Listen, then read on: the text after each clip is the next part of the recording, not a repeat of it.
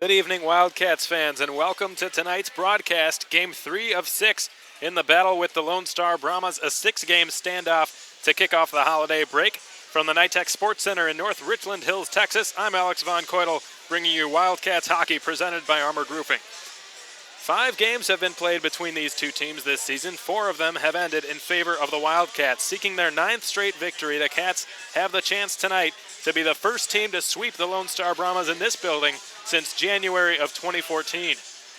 The Brahmas have hit a pretty big rough patch of late. 3 straight losses against the Wildcats, one of which they were shut out, and a defeat at the hands of the last place Amarillo Bulls last weekend.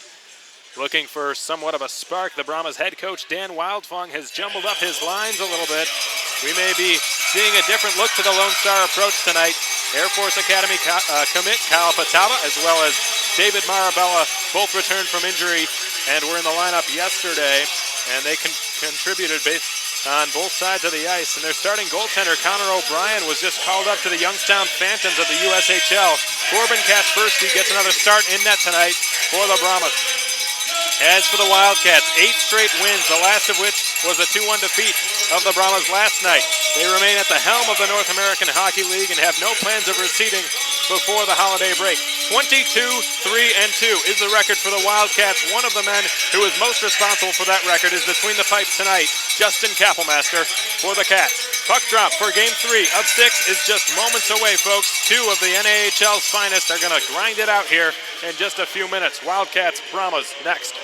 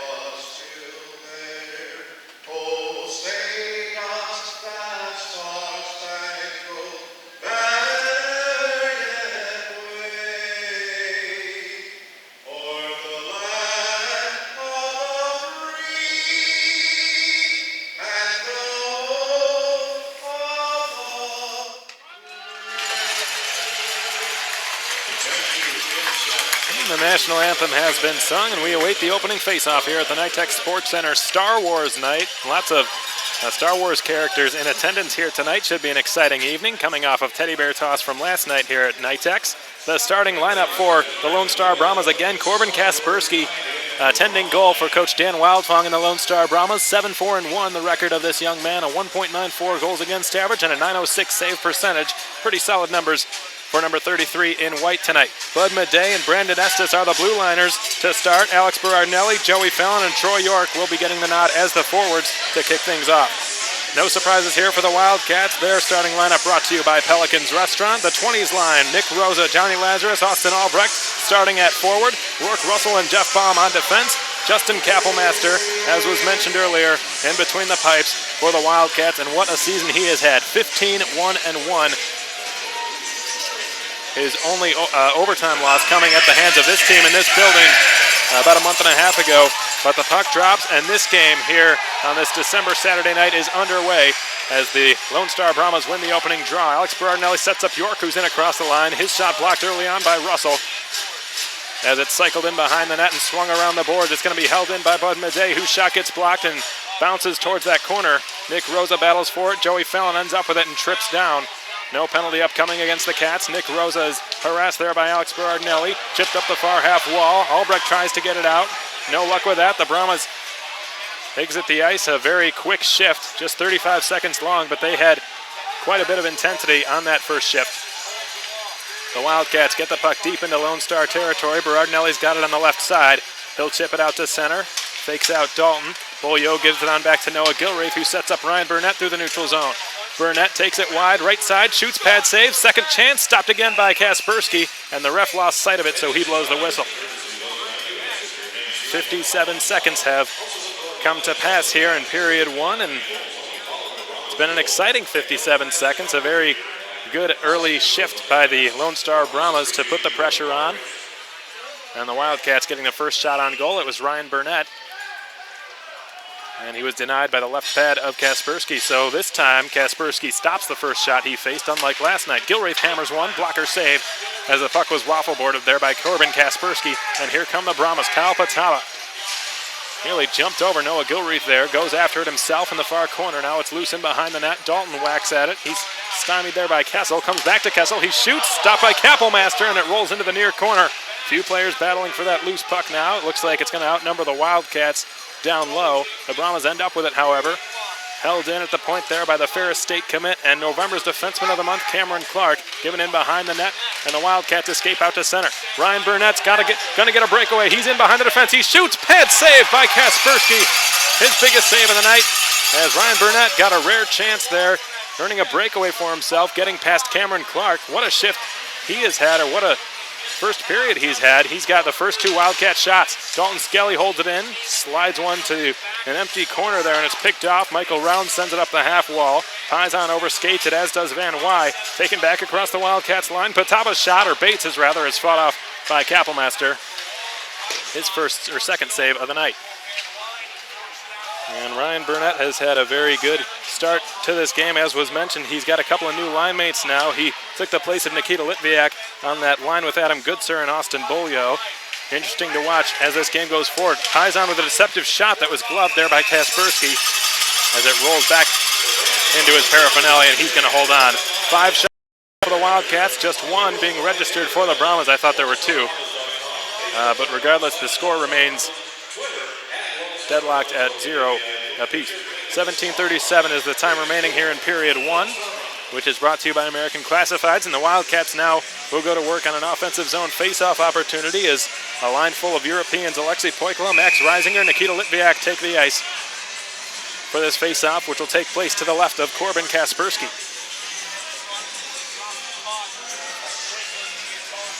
Reisinger swapping places there with Poikla in the face-off circle. Reisinger jars it loose. Rourke Russell steps in to pick up the loose puck. Carries it in behind the net, tries to center.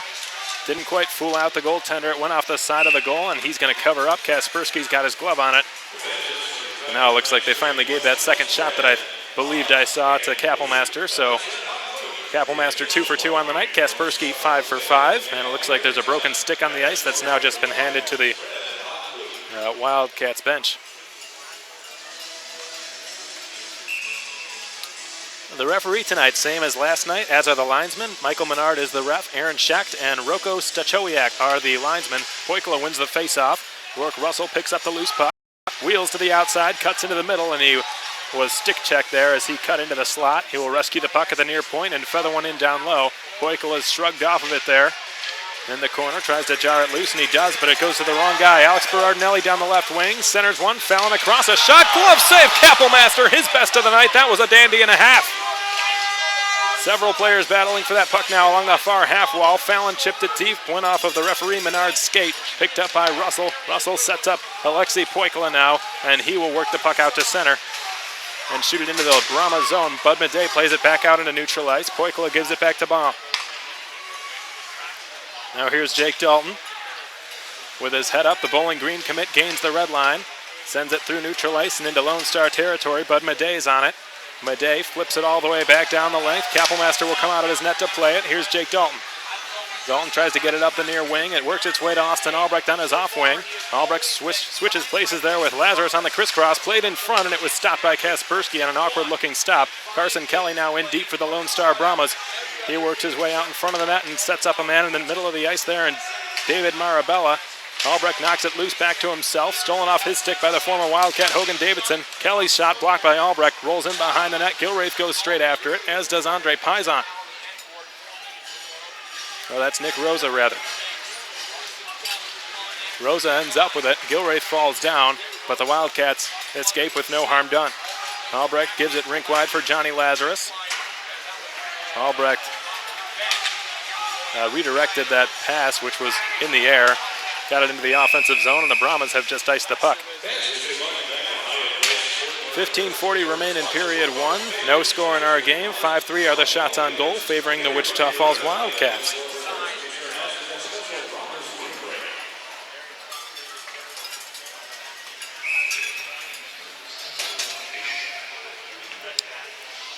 Adam Goodser's line is out there, which has a new member, as was mentioned earlier in the broadcast. Ryan Burnett on the right wing instead of Nikita Litviak tonight. Hines' long shot missed the net wide on the far side of the goal.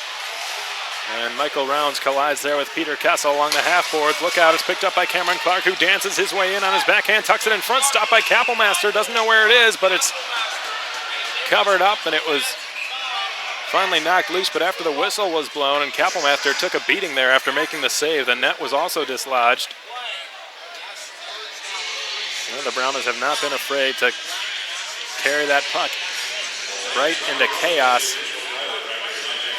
They've done that a couple times tonight, and Cameron Clark was nearly rewarded there. I think it was loose in Kappelmaster's 5-hole somewhere. And fortunately for him, the referee lost sight of it, so Menard blew his whistle as he's instructed to do after losing sight of the puck. And now Adam Goodser will take the face-off against Peter Bates in the circle to the right of Justin Kappelmaster, now in the Wildcat zone. Bates wins the draw cleanly. Dalton Skelly left point across the ice. John Zimmerman right point takes a long wrist shot, didn't get through, rolls towards the crease. A turnaround shot by Andren is fought off by Justin Kappelmaster. Played out into neutral ice. Bolio had it knocked away by Skelly. Corralled there by Adam Goodser, who puts on the brakes and feeds it towards the near corner. Bolio goes after it, but it's taken by John Zimmerman instead. Zimmerman plays it off the far glass and out to center ice. Hines gloves it down. Played back into the neutral zone once more. Now here's Martin Melberg. Fires a long shot from the neutral zone. Sticked away easily by Justin Kappelmaster and picked up by Garrett Van Wy. Van Wy with a backhand pass on the tape for Matt Hines, who banks it off the boards in the neutral zone. Ryan Burnett is in with Paisan on the opposite side, and he tried to center it for him, and it was broken up. A good defensive play made by Dalton Skelly, and here come the Brahmas. Could have a 3-on-2.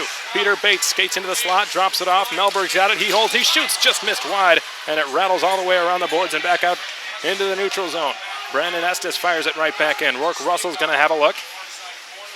Russell sends it into the Wildcat slot. Garrett Van Wy backhands the puck into neutral ice. Chopped at there by Paisan. Picked up by Alex Berardinelli and guided safely back to his defenseman, Brandon Estes.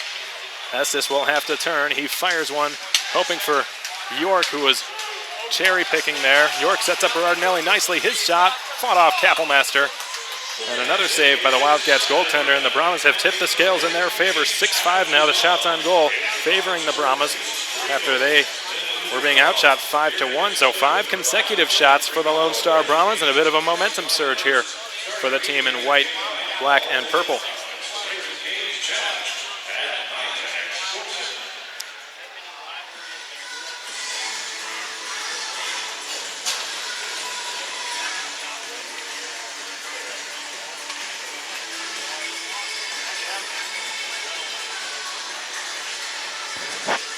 And it looks like the Wildcats' most veteran player, Max Reisinger, is having a discussion with the referee, Michael Menard, and one of the linesmen.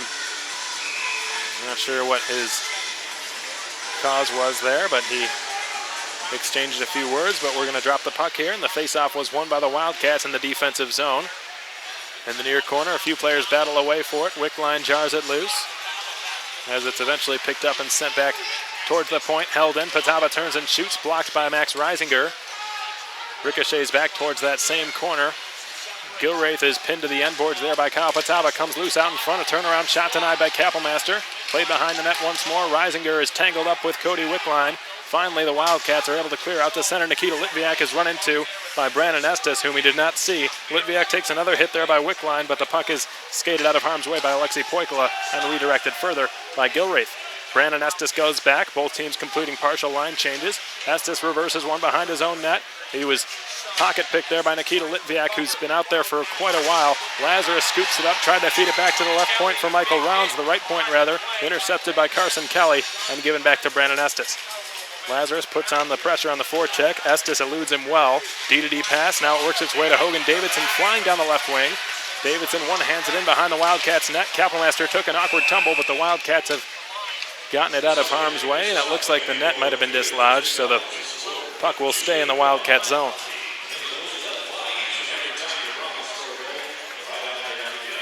13 minutes remain in period one. Still no score in our game. 6-5 are the shots on goal in favor of the Lone Star Brahmas.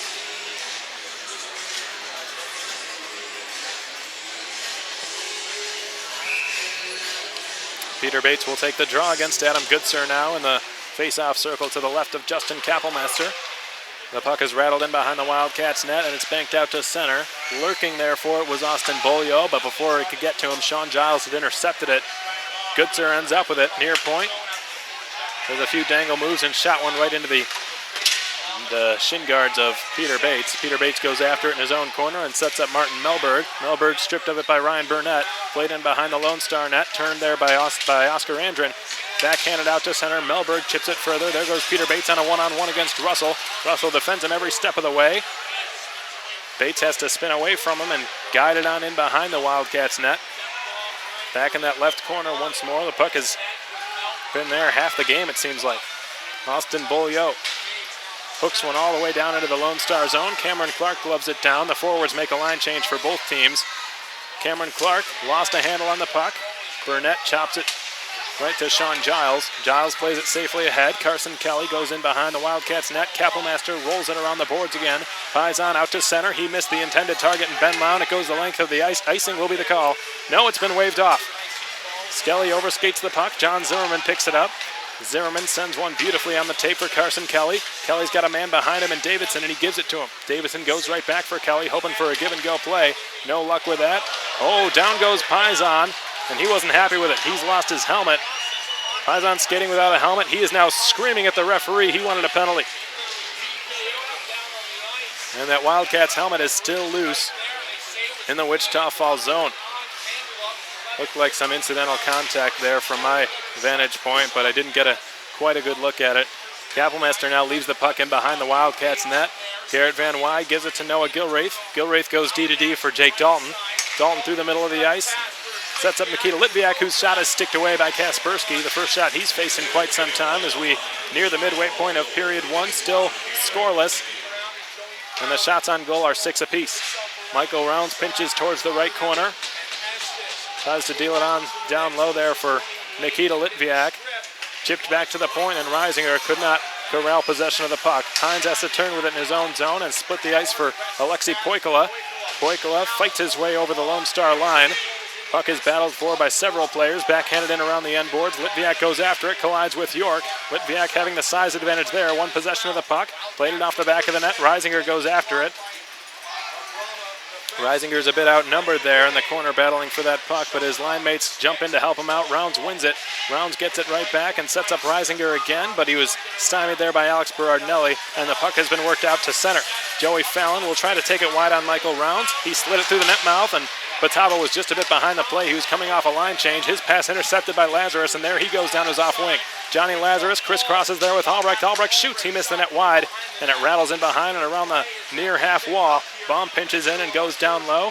Baum goes after it now in behind the Lone Star net. Rosa playing in his stead. Cody Wickline took the puck away from Baum and will play it out to center. Rosa read it beautifully, intercepted, set up Austin Albrecht. Albrecht moves in, takes the shot, blocked, second chance. Rosa missed the net as well. And it's finally covered up and held by Corbin Kaspersky. 9.5 minutes remain in period one. 7-6 the shots on goal. Still no score in our game between the Wildcats and the Lone Star Brahmas, and we're going to have our first period media timeout as Justin Kapellmeister skates towards Andre Paisan on the Wildcats bench to give him back a little piece of equipment there. His helmet, he'd been without it for the last few minutes. Played a pretty good percentage of this game without a whole lot of whistles. Been a pretty quick moving game. We're already halfway through period one.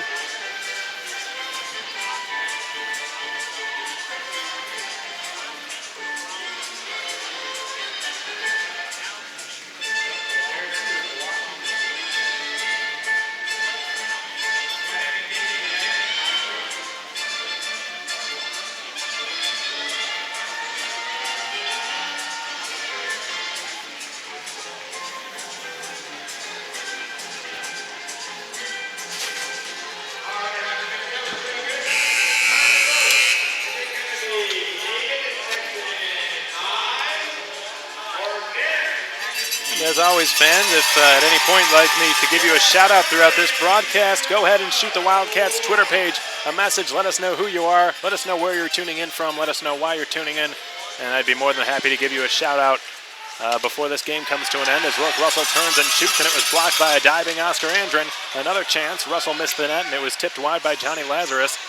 Bomb pinches. It goes down low. Lazarus is hooked down. No penalty there against Bates. Easily could have been one. Picked up by Cameron Clark. November's Defenseman of the Month sets up Oscar Andren, who lost a handle on the puck. Austin Albrecht got it right back. Rink-wide pass for Lazarus, who missed the net high and wide. Some of the Wildcats believe that went off the mesh, but play continues. It had not hit the mesh, according to the referee. Bates overskated the pass, and Austin Albrecht picks it up. Albrecht flies down the left wing side, takes a shot, soaked up by Kaspersky, and no further play.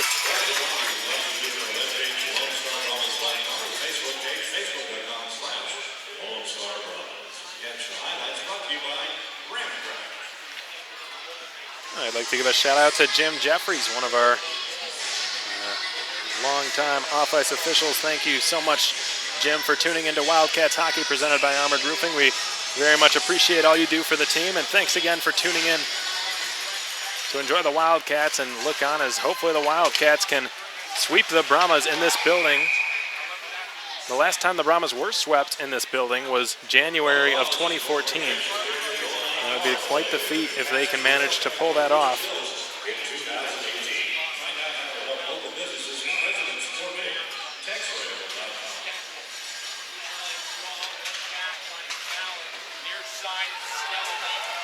The Brahmas dump the puck deep into Wichita Falls territory. Kappelmaster rattles it around the half wall.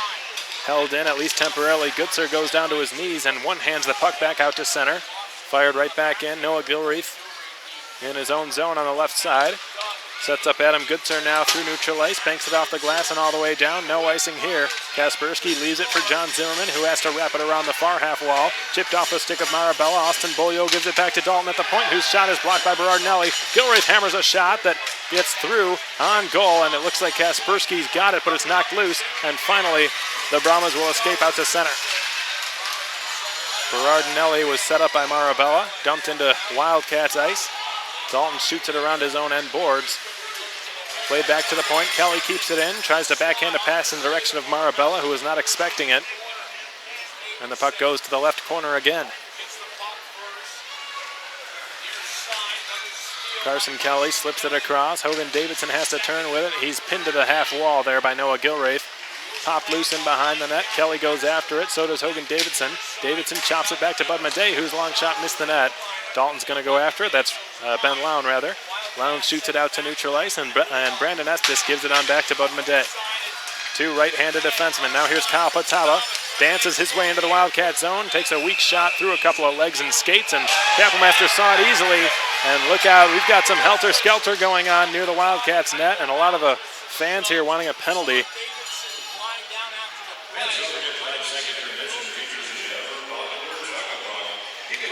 But they're not going to get one.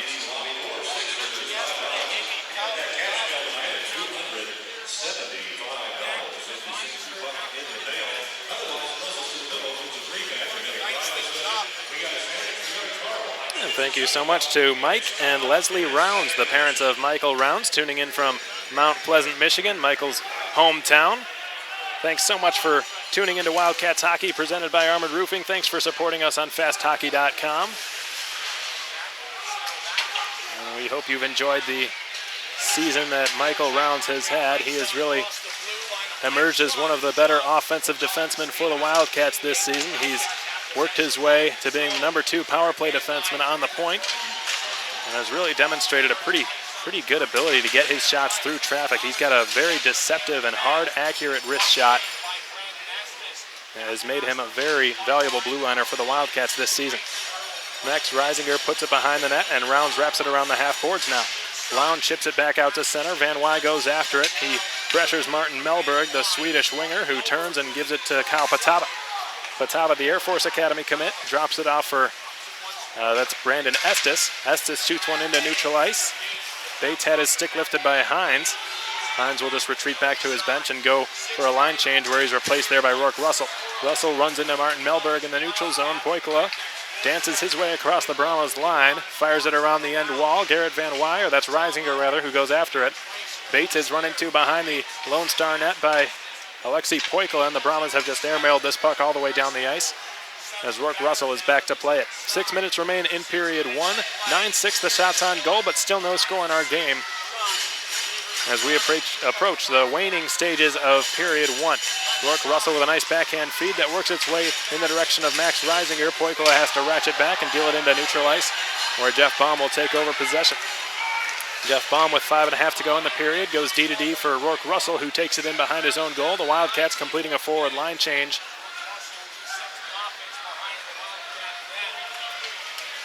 And it looks like the 20s line is back on the ice, but Lazarus isn't out there. Litviak is tripped up, or that's Albrecht rather, by the goaltender. Puck played around the half boards, kept in by Jake Dalton, who played it off the mesh, so we get a stoppage of play. And now Lazarus is back out there. Might have had a bit of an equipment malfunction or something because Litviak was out there in his stead.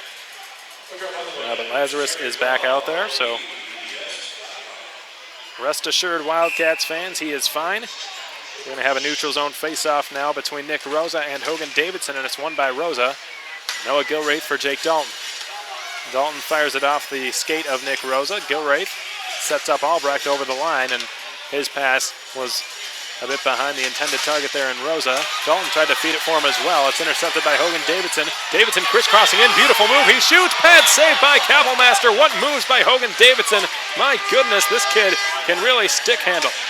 Sent back to the point. It was fanned down there by John Zimmerman, and as a result, it crossed over the line. But that was the best stop of the night by Justin Kapelmaster. Easily the best chance the Brahmas have had tonight. My goodness, incredible hands by Hogan Davidson. If he would have finished that off, that easily would have been the NAHL's #1 play of the week. And the former Wildcat coming inches away from haunting his old mates here at the NITEC Sports Center. 4.5 minutes remain now in period one. Still no score, but we've had quite a few chances. I think the scoreboard might be a little bit deceptive here. It could easily be a 2-2 game right now. Michael Rounds has it in the high slot, holds and shoots, stopped by Kaspersky. Is just, as we're minutes removed from saying how Michael Rounds has got a pretty good wrist shot from the blue line. He's not a big slap shot kind of a guy. He's just somebody who gets rid of it when he sees an opening, when he sees a lane, and seems like every time he shoots the puck, it manages to have eyes and find its way to the net. It makes life difficult for goaltenders, no question about that.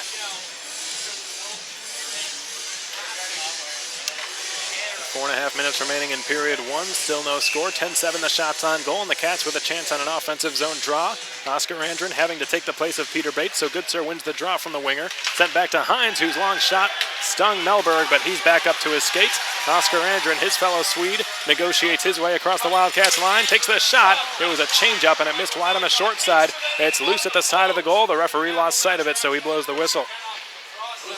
I think Kapelmaster may have kicked the right peg off its moorings. He was a bit stunned there by that change-up shot by Oscar Andren, who partially fanned on it.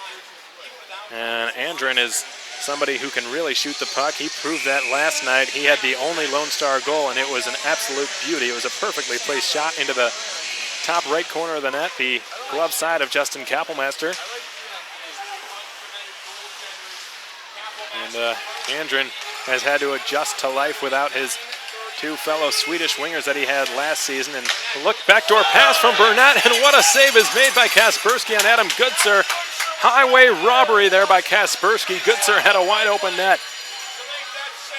My goodness, this has been a battle for the ages between two goaltenders this period. Justin Kapelmaster in black, Corbin Kaspersky in white.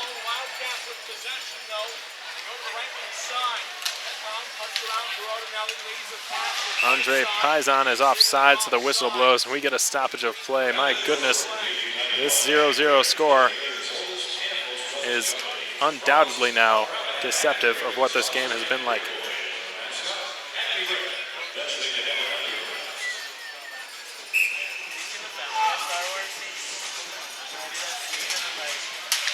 Neutral zone draw, won by Garrett Van Wy. Rourke Russell lays one wide of the goal, and it's going to be Picked up by Sean Giles, the alternate captain on the Brahmas.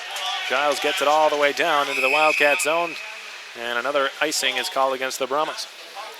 And thanks so much to Nan Rice tuning in from Wichita Falls, watching the Wildcats on FastHockey.com. Thanks so much, Nan. We really appreciate your support, and we hope you've enjoyed watching Justin Kappelmaster play another very exciting game. Nan Rice, of course, the billet mother to the goaltenders for the Wildcats, Justin Kappelmaster and Julian Syme. Kappelmaster had a pretty good night last night as well, 24 saves on 25 shots, and tonight he's made some grade A point-blank stops. Although there have only been 7, they've all been pretty good, or most of them at least. But so has Corbin Kaspersky. Both goaltenders have kept this thing within striking distance for the opposing, or for their teams, as Troy York gains the Wildcats line and plays it towards the blue paint. Kappelmaster took a bit of a jab there at Joey Fallon, who is the passerby in that situation. The Wildcats try to work it back out to center, no luck. Russell on the second try gets it out to neutral ice. Sean Giles bats it down. Faison gives it away to Berardinelli. Berardinelli played it off of a Wildcat on the bench, so the whistle blows and we get a stoppage. No penalties have been called as we are now past the 17-minute mark of period 1, just less than 3 minutes to go in the first frame.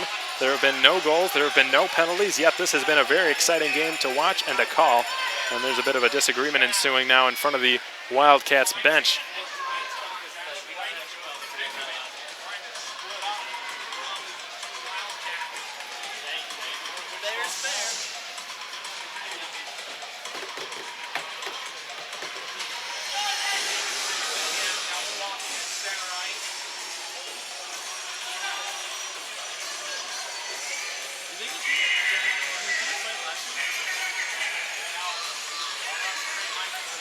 I'd like to give a shout out now to Michaela Trebbing tuning in to tonight's Fast Hockey broadcast to watch the Wildcats play the Brahmas here on this Saturday night. Thanks so much, Michaela, who's turning in with her mother on FastHockey.com. They wish they could be here. We wish you could be here as well. Seeing as how you're not here, we hope to bring you the best possible broadcast that we can, especially in light of last night's hiccup during the first period. We looked into the problem and have at least resolved it for now. It's gotten so bad here with the Lone Star Brahmas actually in this rink that the CEO of FastHockey.com had to sit down and have a conversation with the IT director here at the Night Tech Sports Center. Not a friendly conversation nor a short one, but I believe a temporary solution was at least reached for the time being. And fortunately, the Wildcats will only have to play here one last time after this game for the rest of the season, which means ideally we could avoid this nonsense going forward. The Wildcats are just called on an offside call. 2.5 minutes remain in period 1. Still no score. 11-7 the shots on goal favoring the Cats.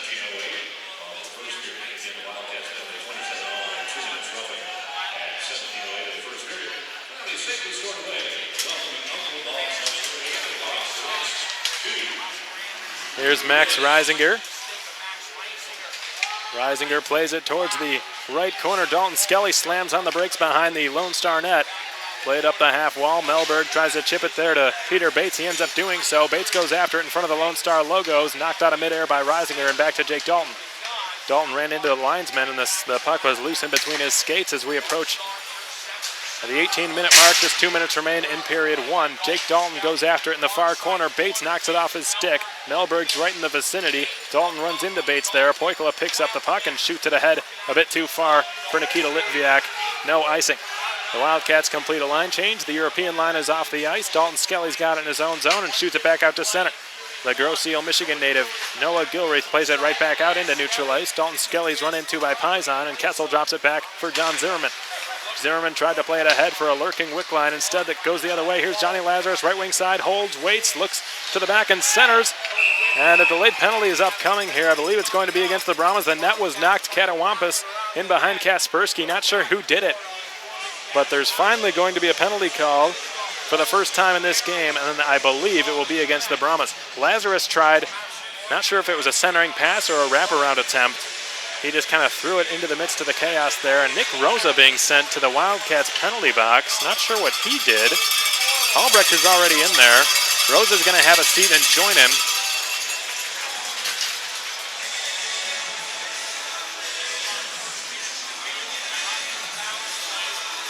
So that leaves the Wildcats shorthanded for the first time this game. Yesterday they were 5 for 6 in the Parkway Grill penalty kill. Pretty solid numbers.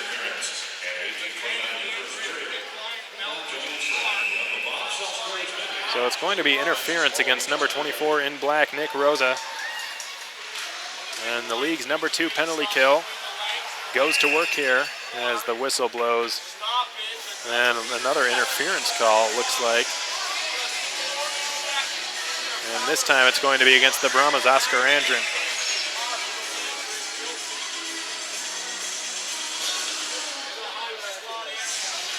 Andrin's going to have a seat, and we go to 4-on-4 for just about a full 2 minutes, 1 minute and 56 seconds on the 4-on-4. Though just 87 seconds remain in the period.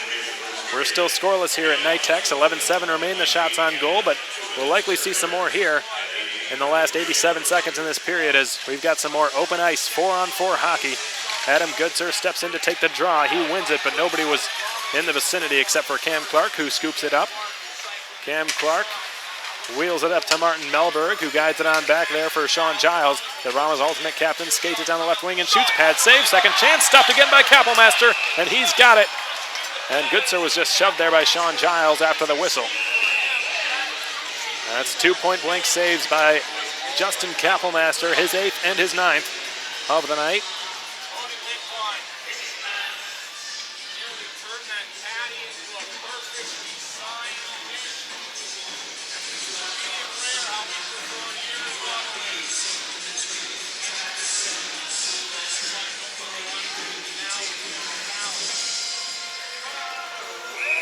Thank you very much to Karen Lazarus tuning in, presumably from her home in Syosset, New York, watching Johnny Lazarus play hockey for the Wildcats.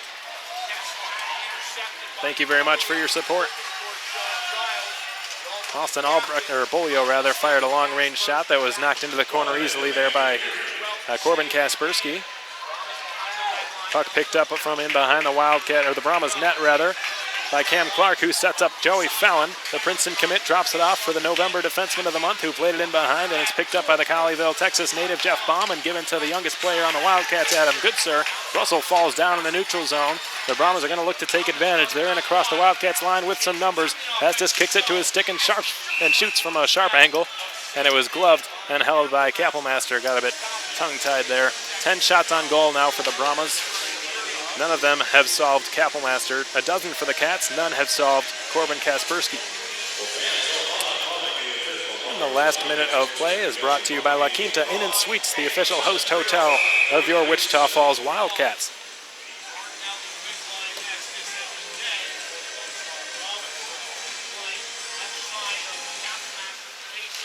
Face-off is to the left of Kappelmaster, picked up by Ben Lown. Ben Lown flies down the left wing, and he had his pocket picked, it looked like, there by Bud Madej. Berardinelli storms after it. Dalton knows he's not as fast as him, so he tried to just beat him out with body positioning. He did a pretty good job there.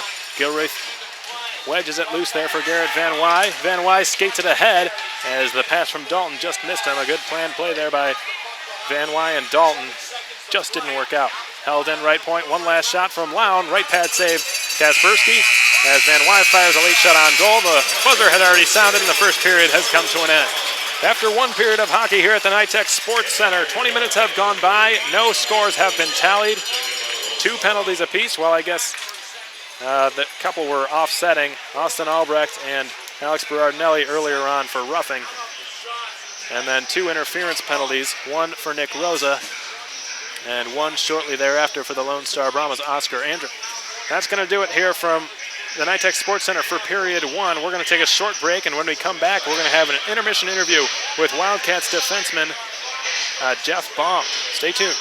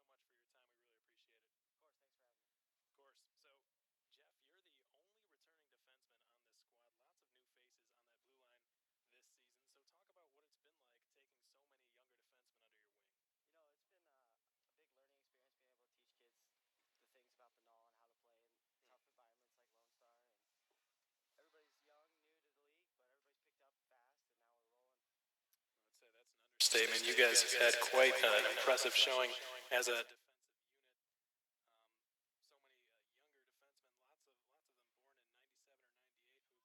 So many younger defensemen, lots of them born in '97 or '98, who just come on board and really developed extremely fast and extremely well. So, Jeff, not only are all of your fellow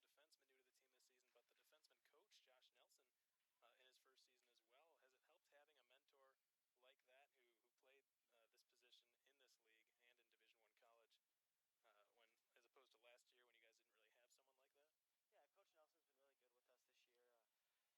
as well. Has it helped having a mentor like that who played this position in this league and in Division I college, when as opposed to last year when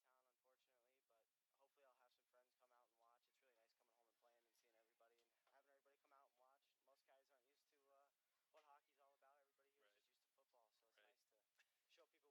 Nelson's been really good with us this year. He's teaching us a lot of new things and helping us to understand what it takes to play college and move on in hockey. So, Jeff, you're a native of Colleyville, Texas, correct? Just a few miles down the road from here. So tell us about that experience growing up. Did you come to Brahmas games as a kid? You know, I only went to one Brahmas game as a kid because it was a CHL team at the time. Right. I went to a couple of Tornadoes games just because I had friends who played. And just being down the road, I used to come out here and skate in the summer. It's I wouldn't say it's my home rink, but I've definitely been here enough to say that I could call it home away from home. That's right. It's my understanding you had the opportunity to play for this team, did you not? I did a couple of years ago, and I decided to go play somewhere else in juniors, and I'd say it worked out pretty well for me. I'd say so too. So, Jeff, do you have family in attendance tonight, as you usually do? Not tonight. My parents are out of town, unfortunately, but hopefully I'll have some friends come out and watch. It's really nice coming home and playing and seeing everybody and having everybody come out and watch. Most guys aren't used to what hockey's all about. Everybody here is just used to football, so it's nice to show people what it's made of. And if they're not here watching, I'm sure they're supporting you on fasthockey.com or on YouTube, of course. So, Jeff, shifting gears here a little bit, what does the future look like for you? You're 19. You could potentially stay with the Wildcats for another season if you wanted to. Would that be a possibility for you, or are you pretty dead set on advancing your hockey career? I mean, of course, it's knowing I have another year is always nice, but it'd be nice to be able to go to college next year and move on. But playing another year, learn more, get more experience on the ice, and just working my bag off just to move on at some point. There you go.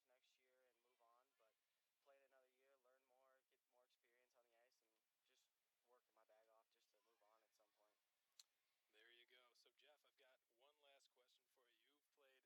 You know as well as anyone how difficult it is to beat the Brahmas in this building. So what's it going to take here tonight? It's going to take a lot of compete, hard work, and effort, grinding in the corners. Lone Star plays really well at home, and we're just hoping to hand them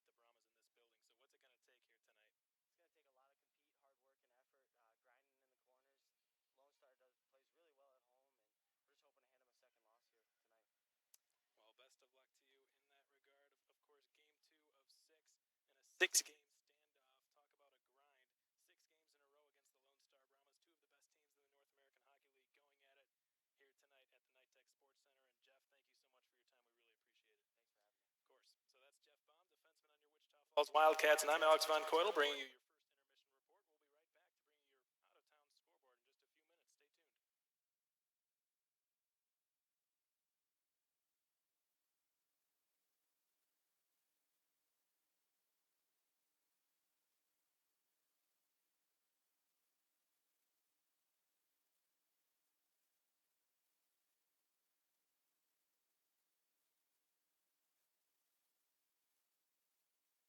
minutes. Stay tuned.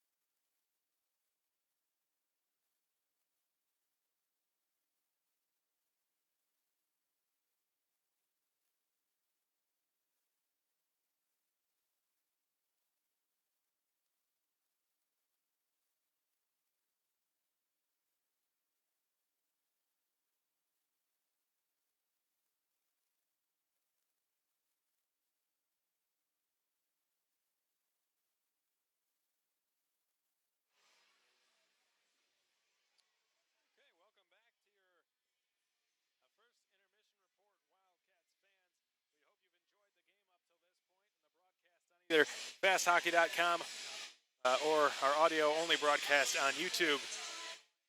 To break down the first period for you, a couple of penalties were called on both sides. There were offsetting roughing penalties with Austin Albrecht and Alex Berardinelli late in period one at the 17-minute mark. We went 17 minutes without so much as a penalty. Pretty impressive stuff for both teams. Nick Rosa would later get an interference call a couple minutes later, and then shortly thereafter, just 4 seconds after, as a matter of fact, Oscar Andrin got an interference call of his own. So we're in the midst of 4-on-4 hockey here at the Nitech Sports Center. And when we come back to second period action, brought to you by American Classifieds, we'll still have another half a minute or so of 4-on-4 hockey before Nick Rosa exits the box for 4 seconds before Oscar Andrin exits the box as well. Other than that, lots of good scoring chances. 23 shots on goal in the first period, 13 of which belonged to the Wildcats.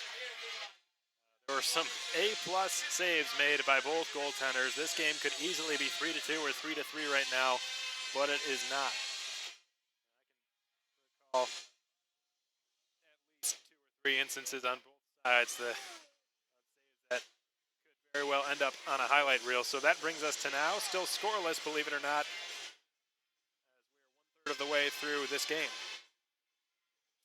Now for your out-of-town scoreboard update, the Fairbanks Ice Dogs in Wilkes-Barre, Scranton, hoping to earn a sweep on the road against the Scranton Knights. 4-3 the score now with just half a minute remaining in that game, so the Knights really have to get some late magic to tie the game against one of the best teams in the North American Hockey League in the Fairbanks Ice Dogs.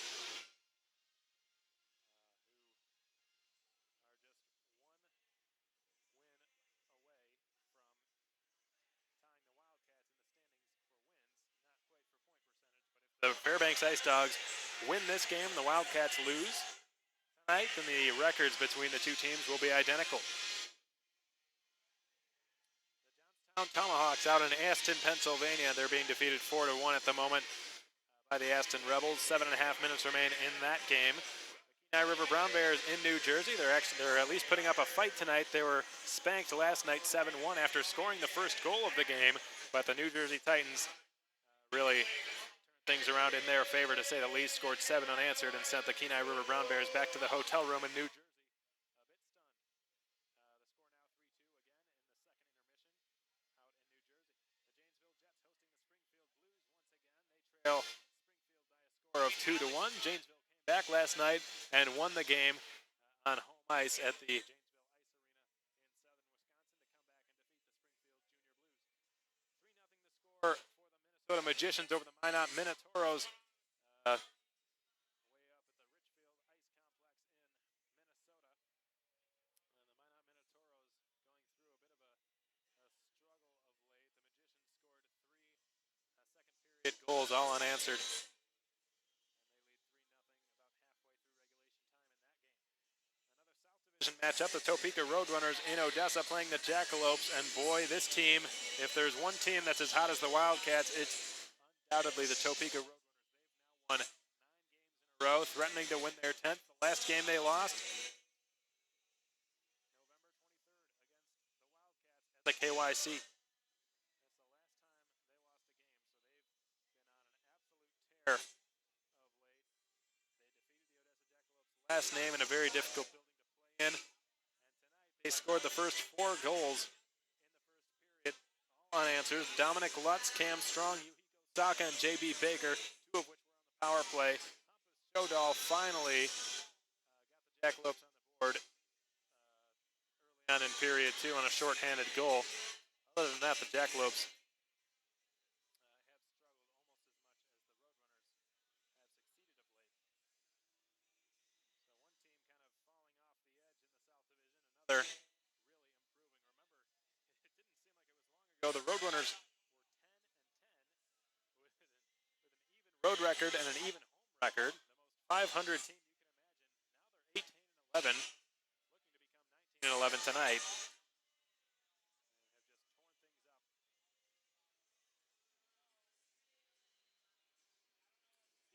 Bulls in Corpus Christi tonight, taking on the Ice Rays. 2-0 the score of that game down in Corpus. George Mika, Michael Foreman, the lone goal scorers tonight for the Amarillo Bulls as that game nears the midway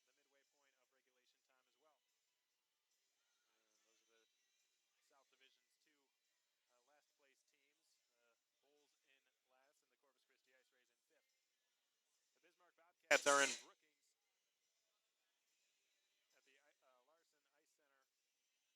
And looks like the Blizzard, or the Bismarck Wildcats rather, just tied that game up at 1 goal apiece.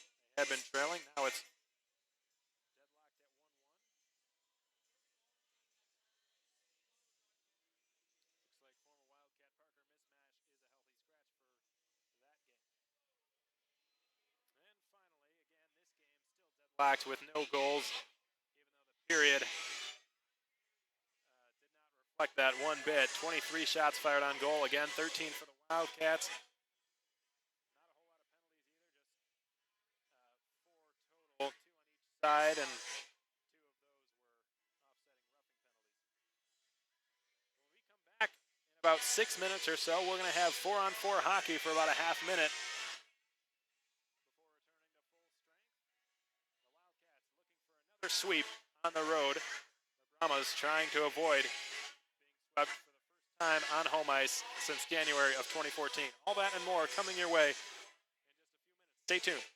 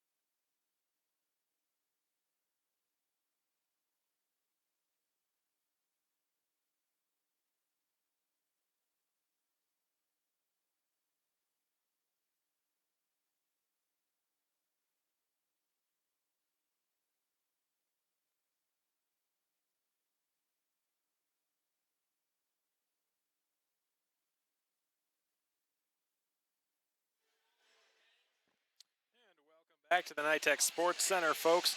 I'm Alex Von Coydle, hoping you've enjoyed the broadcast up till this point, and it certainly has been one to enjoy. Despite the fact there have been no goals scored, it's been an extremely exciting game, both to watch and to call.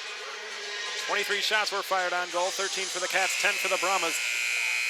And as this puck drops, we're going to have 29 seconds of 4-on-4 hockey as Nick Rosa and Oscar Andrin are in the boxes for the Wildcats and the Brahmas respectively. The puck drops. Second period action brought to you by American Classifieds is now officially underway as Brandon Estes wastes no time, gains the blue line, tried to slip it in front for Berardinelli, who ran into Kappelmaster, but he is okay, and the Wildcats have just fired the puck the length of the ice, but no icing as Bud Madej had the opportunity to catch up to it.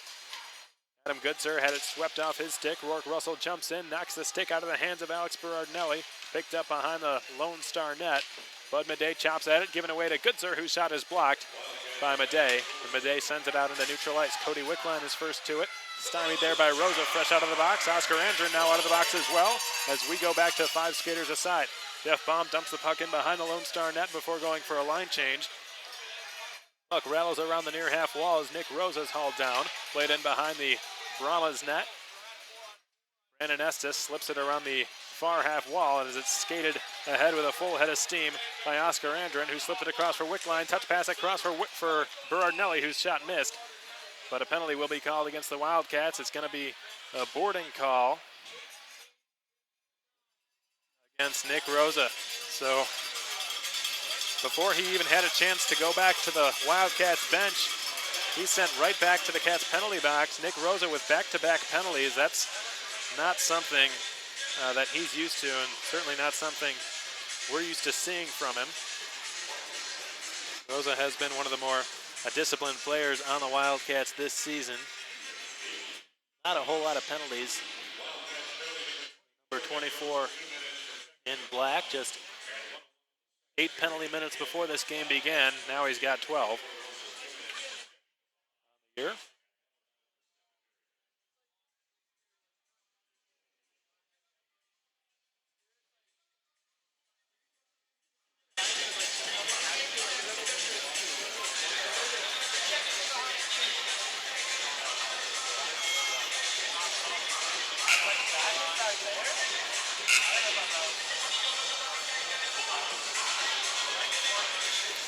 So the Brahmas now are going to have another chance on the power play. The Wildcats tonight 1 for 1 on the Parkway Grill penalty kill.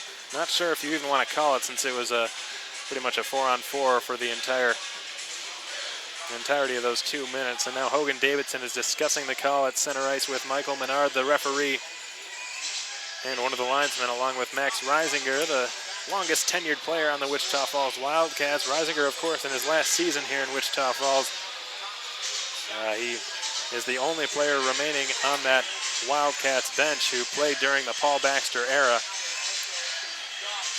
Baxter's final season as a head coach with the Wildcats before stepping in as the team president and general manager. Max Reisinger played there in his first season as a Wildcat, 2013-14 campaign.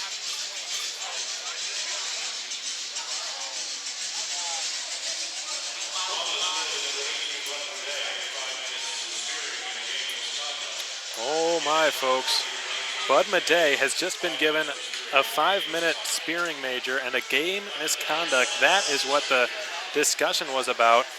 Not very often you see Max Reisinger and an opposing captain skating over to the referees to discuss calls, unless there's something that really deems that necessary, and this undoubtedly does. Bud Madej, one of the bigger minute munchers on the Lone Star Brahmas decor, will be unavailable for the rest of this game. I didn't even see what happened, but he's been ejected. He's done. And after this 2-minute Nick Rosa penalty for hitting from behind comes to an end, the Wildcats will have a 3-minute power play to work with. Cam Clark walks the blue line and tries to shoot through traffic. Didn't even get through the first guy. It was Ryan Burnett. Rattled in behind the Wildcats net. It's going to be picked off there by Jake Dalton. Dalton goes in behind the goal for Noah Gilraith, and he gives it right back. Jake Dalton receiving that D-to-D pass will skate the puck through his own zone. An outlet one down the right wing side for Ryan Burnett and across the Lone Star line. He's defended by Sean Giles. Burnett is taken down behind the Lone Star net. Sent around the boards, and the Brahmas escape with no harm done. It's November's Defenseman of the Month, Cam Clark, shooting it into the opposite corner where Noah Gilreath can pick it up and go behind his own net for Jake Dalton. The Bowling Green commit gives it away. Joey Fallon, the Princeton commit, steals it. Down goes Fallon. No penalty against the Cats. Sean Giles holds it in left point. Sauces one across the ice to the right point for Cam Clark. Clark feathers one in down low behind the Wichita Falls net. A minute remains on the Nick Rosa hitting from behind penalty. Cam Clark's got it right point. Shoots right off of Van Wy's shin guards, who will try to slip it back out to center. Stymied there by Clark. Back to play it is Dalton. Dalton turns with it and feels the pressure coming from Oscar Andrin. Chips it out into neutral ice. Ben Lown rink-wides one on the tape and off of Andre Paisan. Cam Clark rattles it off the glass the length of the ice. Will this go for icing? Yes, it will. Noah Gilreath is back to touch up. And we get our first whistle of period 2. 17:45 remain in the middle frame. Still no score. No shots have been fired in this period.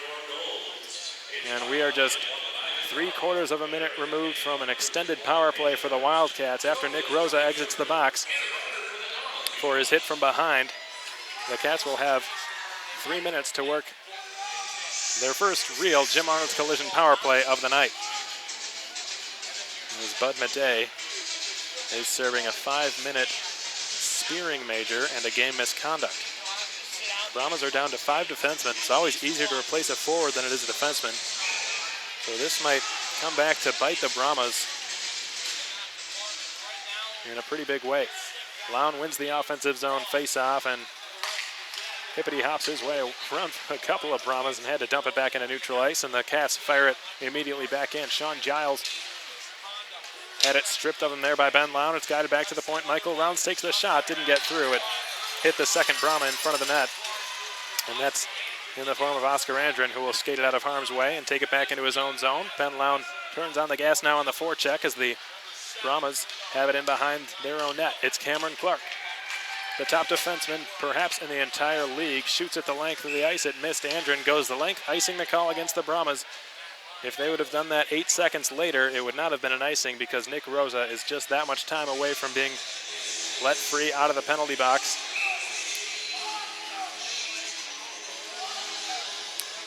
And join his teammates for a bit of power play time. 3 full minutes on the power play for the Wildcats coming up in just a few seconds. And now there's some confusion near the Lone Star bench. Dan Wildfong, the Brahmas head coach, screaming at the players and one of the linesmen. He's got no idea, or the players have no idea who he wants out there in this situation because the penalty expires in just 8 seconds. Not sure if they want a short-handed unit or even strength. Looks like they go with even strength because Davidson's just been pulled off the ice.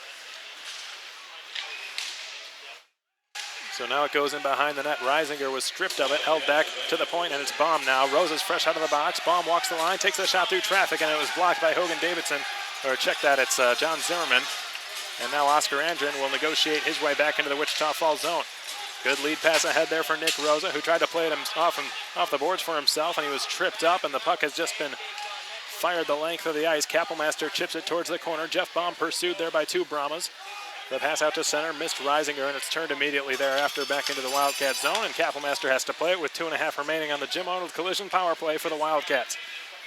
Johnny Lazarus, Nick Rosa, Austin Albrecht, all 3 components to the 20s line on the ice. Albrecht sends one rink wide on the tape for Reisinger, put in front, redirected on goal, and stopped by Kaspersky, and it rolled out of his glove. Play continues, and the Brahmas will look to take advantage. The speedy Alex Berardinelli tries to take it wide on Jeff Baum, hammers a shot, glove save, Kappelmaster, rolls into the slot, picked up by Johnny Lazarus, and he'll settle things down. Here's Nikita Litviak on the left side, sets up Austin Albrecht on a rink-wide pass on his off wing. Albrecht holds, turns on the gas, and drops it off, and it was picked off by Brandon Estes, and the Brahmas are able to clear. 1:52 remain on the Jim Arnold Collision power play for the Wildcats. They exchange forwards and defensemen. Michael Rounds taking the place of Jeff Baum, and 4 fresh forwards on the ice now for the Cats.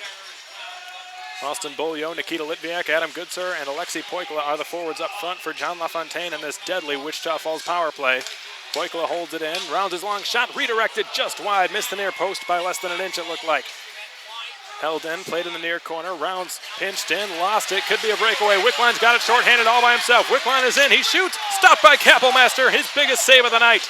Picked up in the near corner. Poikila lost the handle on it. 1:15 to go on the Jim Arnold's Collision power play. And it looks like the Brahmas have probably had better chances than the Wildcats on this Cats power play.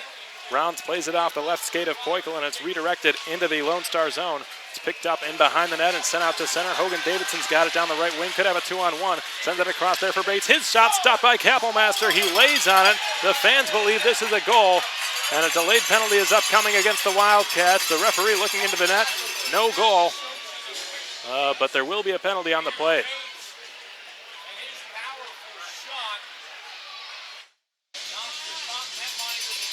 And I couldn't tell based on the signal by Michael Menard, who nearly just tripped over the blue line there. Looks like it's going to be a hold against Nikita Litviak. Holding against the Russian power forward, so Litviak's going to have a seat, and that's going to cancel out the remainder of the Wildcats' Jim Arnold Collision power play. Perhaps he did them a favor because that was not their best effort on the man advantage. They gave up not only a shorthanded breakaway, but a shorthanded 2-on-1 opportunity that the Brahmas came inches away from capitalizing on. Noah Gilraith picks up the puck and slides it across the ice and behind his own net. Lown cycles it back, given away. Giles shoots, blocked by Van Wy. Picked up and sent ahead, but not out. Giles turns and shoots again. Soaked up Kappelmaster and no rebound.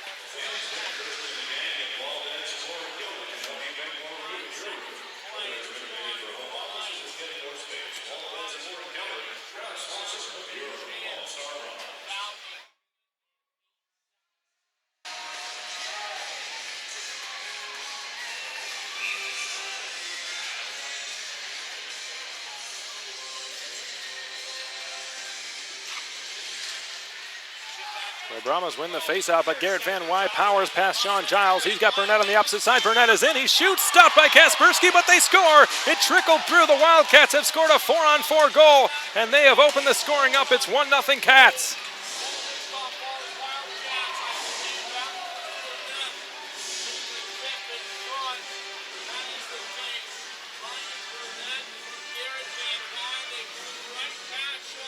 Ryan Burnett has got his 5th goal as a Wichita Falls Wildcat and his 5th of the season, his 7th point. He was set up by Garrett Van Wy, and that is just another instance of Garrett Van Wy, number 9 in black, utilizing his speed to his advantage. In a 4-on-4 situation, there's a lot more open ice to work with. Speed becomes a more powerful ally. And in that case, it was the biggest adversary the Lone Star Brahmas could have faced. They've got Berardinelli. The Wildcats have Van Wy. 2 of the fastest skaters on the ice tonight. And what a job well done by both Garrett Van Wy and Ryan Burnett. After a pretty miserable power play had come to an end, they scored one 4-on-4. Kelly's out of the box. It's a power play now for the Brahmas for the next 1 minute and 5 seconds as Clark's long right point shot was blocked and ricocheted up over the net and out of play.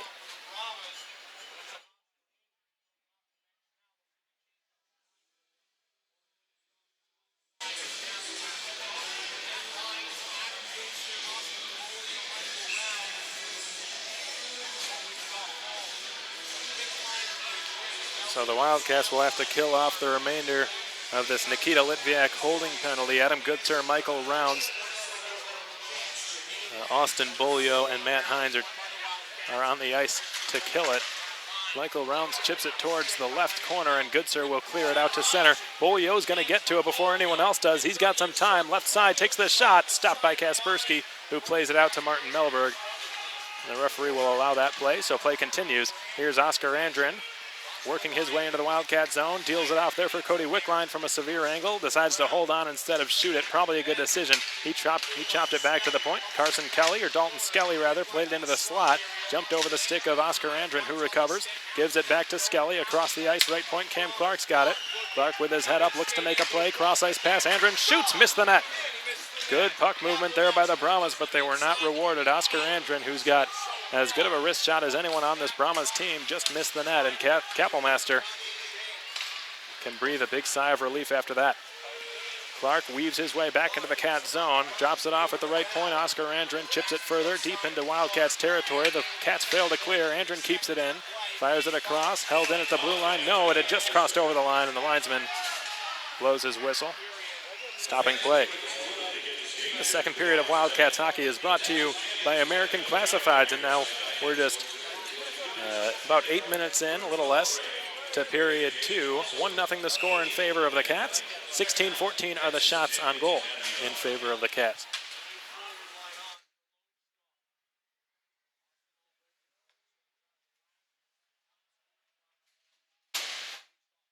Puck bounces into the slot. Troy York having to back check, and Austin Albrecht was all over him. The Brahmas escape without any harm done. Fallon will guide it safely back to Sean Giles, who passed one across the ice for Brandon Estes. Both teams are back at full strength here, 5 skaters aside. Estes plays it down the right side. It looked like Berardinelli took a hit there from Gilraith, and the Brahmas have just iced the puck, so the whistle blows.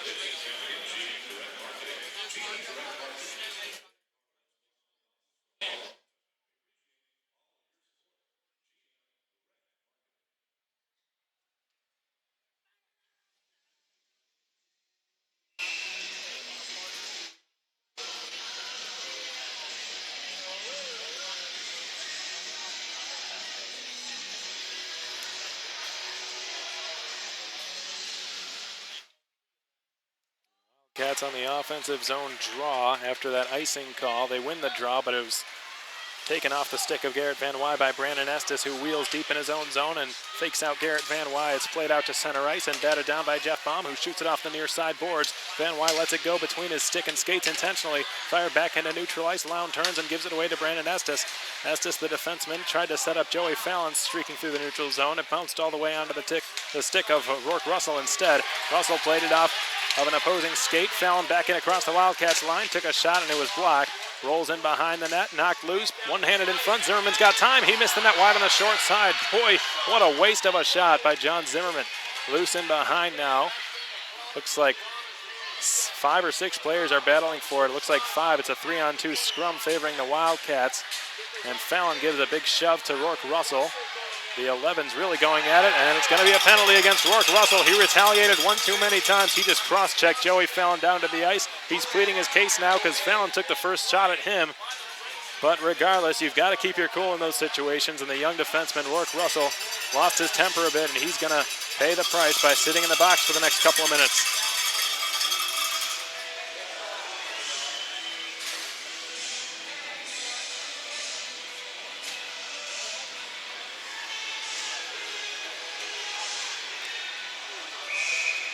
Thank you very much to Mr. Jeff Baum, Senior, Jeff Baum's father, the defenseman on the Wildcats. His father tuning in from Beaver Creek, who is skiing. He's watching some Wildcats hockey on fasthockey.com. Thank you very much, Mr. Baum, for all that you do, and thanks for tuning in and supporting the Wichita Falls Wildcats. Also, Jeff Baum's mother and grandmother are in the suite, sitting behind Justin Kapelmaster, or where he was in the first period, I should say. They're tuning in and supporting Jeff Baum here in tonight's game. Jeff Baum, of course, a native of Colleyville, Texas, just 10 minutes from down the road from here. So it's always a pretty emotional game for him when he comes and plays in this building. Meanwhile, the Brahmas go to work on another power play. Peter Bates lost a handle on the puck. It rolls towards the blue paint, and it's gloved out of there and taken there by Kyle Pataba. Top of the right circle. Beaulieu takes away the passing lanes. Pataba hammers one, shoots it wide intentionally. He was hoping for the stick of Kessel, but it was tied up. Skelly's got it from straight away, rescues it and gives it to Kyle Pataba, right point. Played one cross ice, and it was redirected off the stick of Clark, who slams it to the ice in frustration. Not very often will you see Cam Clark get as frustrated as he just was. He's a very calm, cool, and collected player, and you can just see the frustration mounting on the Ferris State commit as he skates back to the Brahmas bench. He's getting some bumps of appreciation from his teammates. They realize how valuable he is to their team, and his value and his worth will certainly be limited if he can't keep his cool. That's part of what makes him such a great defenseman. He's always got his head up, always poised and calm and making a smart play. One of many of his attributes that made him November's Defenseman of the Month. Sean Giles works it back to Andren. Andren slips it on the return pass for Sean Giles. Giles goes behind the net. A backhand centering attempt didn't work out. Andron's follow-up chance blocked. It didn't even get past Rosa, the first man in the lane. Andron gets it again, fires, redirected wide, goes into the corner. Gilraith jostling for positioning there. Chipped back to Andron, who will swing it rink wide there for Sean Giles. Giles, top of the left circle, fakes out a man there, and Reisinger dealt back to Andron, running the point on the power play. Giles tried to slip him the return pass. It was knocked off his stick there by Nick Rosa and all the way back out to center. A quarter of a minute remains on this Rourke-Russell cross-checking penalty. And what have we here? The whistle blows. I believe this face-off will return into the Lone Star zone. Must have been a hand pass or a high stick. And we are halfway through period 2. 1-0 the score in favor of the Cats. Shots favoring the Cats as well by a very narrow margin, 16-15.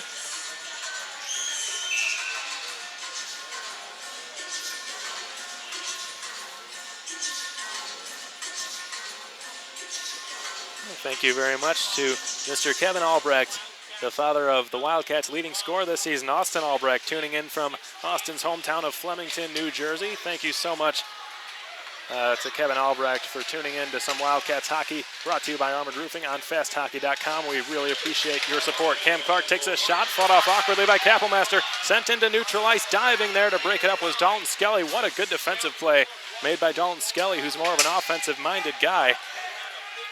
He dove to break up a neutral zone pass. It was a home run pass. Rourke-Russell just exited the box, and he would have been gone on a breakaway. Albrecht nearly picked the pocket there of Cam Clark from behind. He's playing extremely aggressively now in his frustration. Let's see if the Wildcats can take advantage, as the Brahmas' top defenseman is extremely frustrated at the moment, and one of the Brahmas' other defensemen has been ejected from this game in Bud Madej. So here's Dalton Skelly, wraps it around the near half wall. Rourke-Russell pinches down the boards a bit and gives Hogan Davidson a bit of a shove. Puck worked back to the point. Russell takes a shove there from Kyle Patava, and I believe the puck was brought over the line illegally on an offside play, so we get another whistle. Shots now deadlocked at 16 apiece. 1-0 remains the score, favoring the Cats with 8.5 remaining in period 2, brought to you by American Classifieds. And now we go to our second period media timeout, so we'll be right back.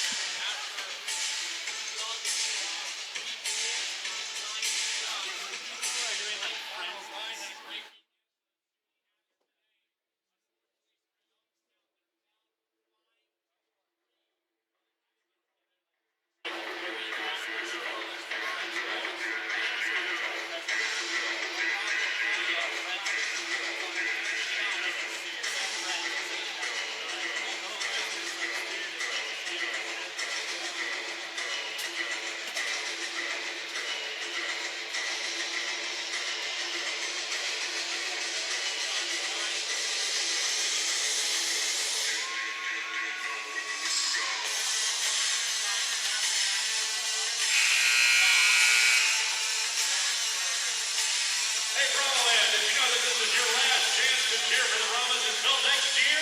So come on, make it count. Let's make some noise!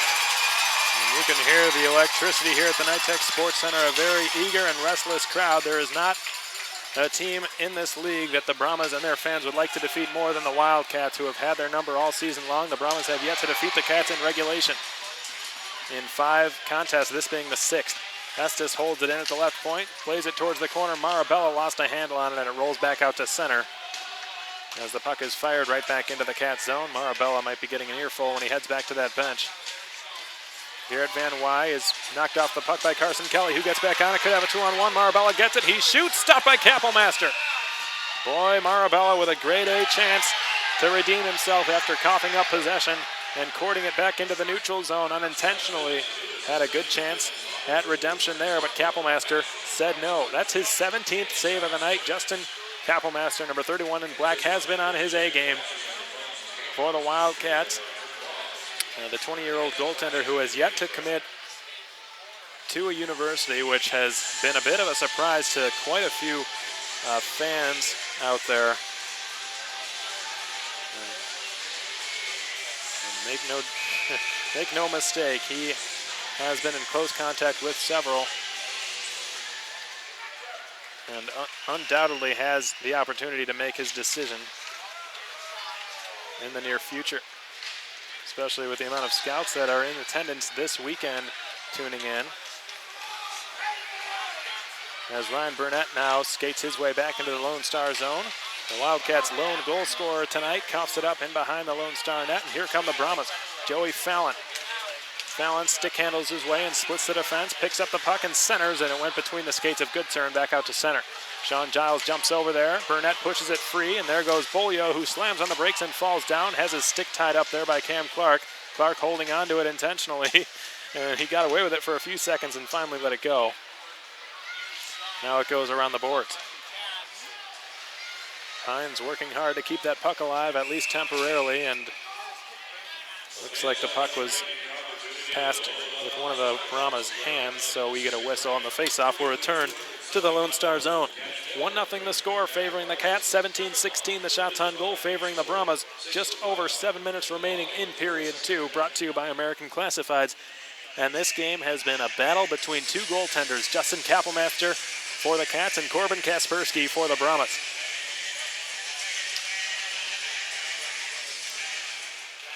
Cody Wickline wins the draw cleanly from Nick Rosa. Brandon Estes sets up Alex Berardinelli. Hooks one out to center. Jeff Baum felt the pressure from Troy York, so he turned and alertly played it back into neutral ice. Austin Albrecht rink wide for Johnny Lazarus. Lazarus fires one across the ice. Nick Rosa slams on the brakes, tries to guide it towards the corner. Rosa goes to the net. Now he helps out his man down there in the corner in Austin Albrecht. Few players battling for it. A 2-on-2 scrum that's equally divided continues.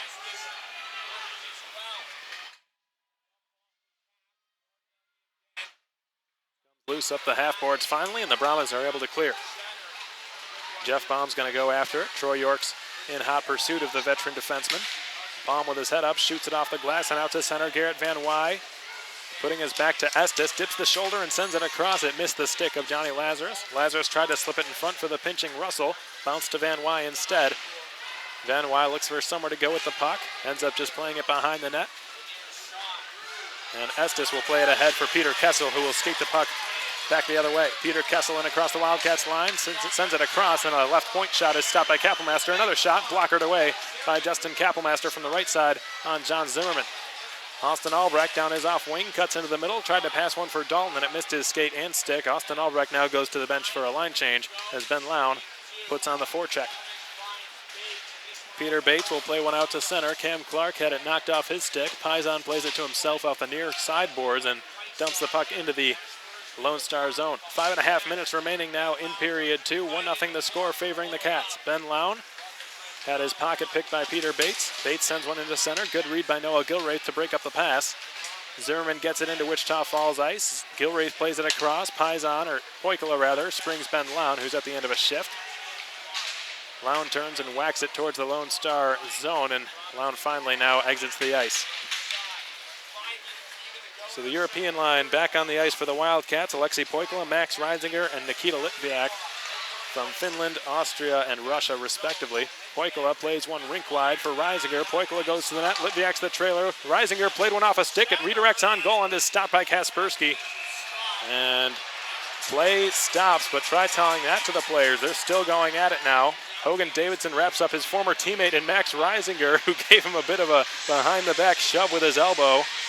A couple of veterans going at it there. Of course, a few weeks ago, when the Wildcats were in this building, November 25th, pre-Thanksgiving, the Thanksgiving Eve game, Austin Albrecht dropped the gloves with Hogan Davidson and went at it. It was a pretty lengthy and entertaining fight. There wasn't a clear winner, which almost makes it better. And it looks like Kyle Patava is going to have a seat for the Brahmas folks. So the Wildcats with another chance on the Jim Arnold Collision power play, which has struggled here tonight against the league's #1 penalty killing unit in the Lone Star Brahmas. The best out of 22 North American Hockey League teams, converting at an impressive 90% rate as the season is nearly halfway over. There's phenomenal numbers for Dan Wildfong's Brahmas. Michael Rounds coughed the puck up and back into the neutral zone. He slides it to Austin Bolio. Bolio gives it across. It went off the skate of Van Wy and into the Brahmas zone, but it's turned all the way down the ice and played by Justin Kappelmaster. 4.5 to go in period 2. 1-0 the score in favor of the Cats, and 90 seconds remaining on the Wichita Falls power play, which was the second best in the league coming into this game, but they're going up against the #1 penalty killing team in the league. Bolio chips it towards the corner. He's waiting for it there near point, gets it, sends it back door. What a pass. Goodser's shot, stopped by Kaspersky. Goodser would have one-timed that. It could have been a goal. Goodser turns and shoots. It was blocked by Giles. But a good job done by Adam Goodser getting a shot away. Here's Austin Bolio playing it across. Rounds his one-time drive, redirected just through the blue paint and wide. That missed by a few inches. Bolio gives it to Rounds. Good read to jump over and support his winger along the near wall. Burnett's got it in behind the goal. Good to see him getting some power play time. Rounds his shot through traffic, stopped. It was blocked in front. Van Wy will try a wraparound, tried to set up Goodser then, and it was knocked away there by the Brahmas defense and played around the near half wall. This is the best power play the Wildcats have had. Bolio goes across the ice. Rounds tries to return it for him, went off a Brahmas stick, and it hops back out to center. 35 seconds remaining on the Jim Arnold collision power play for the Cats. Goodser will try to kill off some time. It went off Davidson's skate. Corralled there by Johnny Lazarus into the offensive zone on his off wing. Cuts to his backhand. Takes it in behind the net. He was stripped of it by Sean Giles. Given to Brandon Estes, who will just air the puck all the way down and on goal. And the Wildcats now with time for just one last rush on the Jim Arnold collision power play, as there are about 10 seconds remaining on it. Jake Dalton leads the rush as the lone defenseman on the ice right now. Rink-wide pass for Albrecht.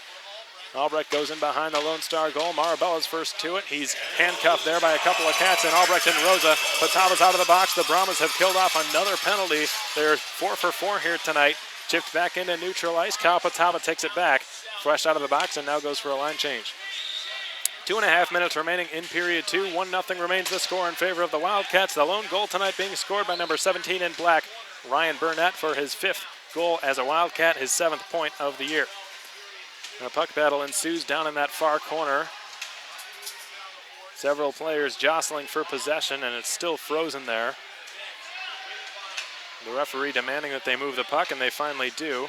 Wickline will backhand one in behind the Wichita Falls net. Dalton feathers it further around the boards, and Albrecht will chip it out to center. Dalton Skelly goes back to get it. All the Wildcats on the ice have just changed. Lots of fresh bodies on the ice for the Cats now. Ben Lown had it stripped of him, and it's fired back into the Wildcat zone, where his fellow California native Rourke Russell will take over possession and loft this one into the opposite corner with a minute and a half to go. And it is ruled that Russell had not gained the red line, so icing will be the call against the Wildcats. Thanks so much to Johnny Lazarus' grandparents, Mimi and St. Charles, tuning in from Boynton Beach, Florida. And according to Karen Lazarus, they watch every weekend, so thank you very much to the entire Lazarus family for tuning in tonight and enjoying some Wildcats hockey on festhockey.com. And we know you've enjoyed the season that Johnny Lazarus has had up till this point. A very successful season from a points perspective, perhaps even more so from a toughness perspective, as Bates shoots from a sharp angle. But Lazarus has been in a fight, and he's lost a few teeth. And he is becoming, every game it seems, he's turned into more and more of a quote-unquote true hockey player. As Clark's long shot is redirected by Kessel. That didn't miss by much. It's loose in front. Every player on the ice seemingly vying for possession of that puck, and finally Kappelmaster dives on it. Either that or the ref just lost sight of it, and I can't blame him. There were more bodies than there was ice down there. And play is blown dead. 75 seconds remain in period 2. 1-0, still the score. That goal being scored all the way back earlier on in period 2, at the 5:31 mark by Ryan Burnett on the 4-on-4 rush with Garrett Van Wy. The Brahmas desperately looking to avoid being swept in this building for the first time since January of 2014, and swept by the Wildcats, defeated on home ice by the Cats for the 4th time in 5 games this season. As Kappelmaster gloves a long shot. 63 seconds remain now in period 2. The Brahmas have the edge in shots now, 19-17, but still trail on the scoreboard 1-0.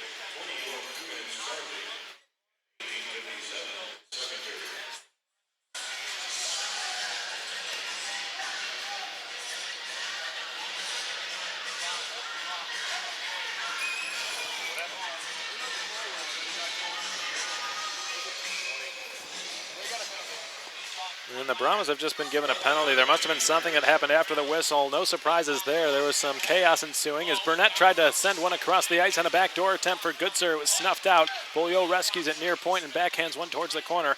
Goodsir picks it up behind the Lone Star net. 3/4 of a minute remain in period 2.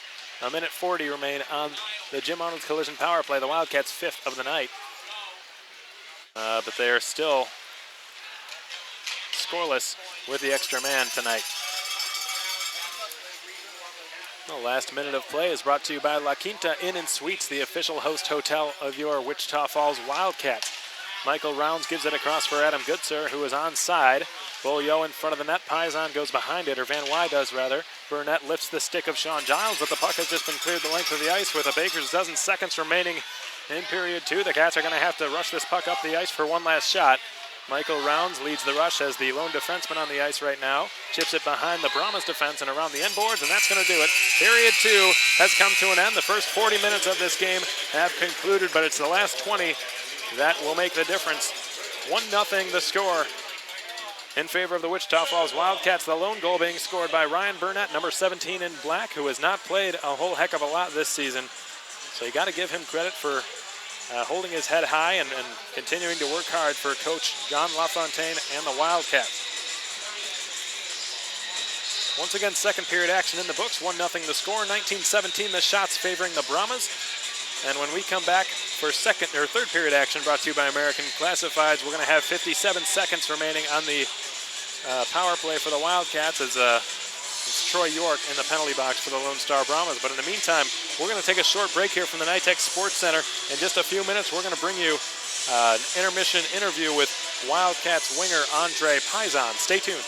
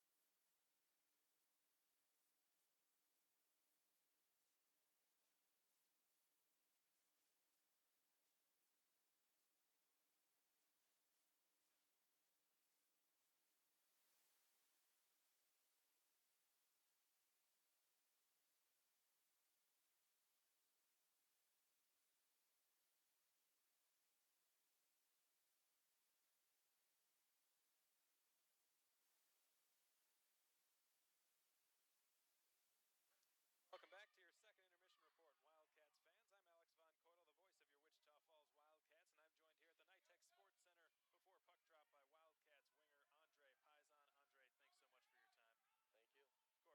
in that game, and you really picked up the pace for the Wildcats. So walk us through the play. Well, we had it down in our own zone, and I saw Rourke was setting up behind the net, and we kind of have a play going on, me and him, and I left the zone right away, kind of cut in the middle. He passed the puck up, luckily hit one of their players and bounced off his stick, and I took it down. It was a one-on-one, and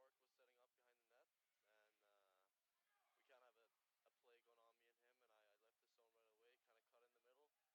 and shot the puck, and it went in. Well, not only was that a big goal for the team, it was also a very big goal for yourself. You had been without a goal for about 2 months, bit of a dry spell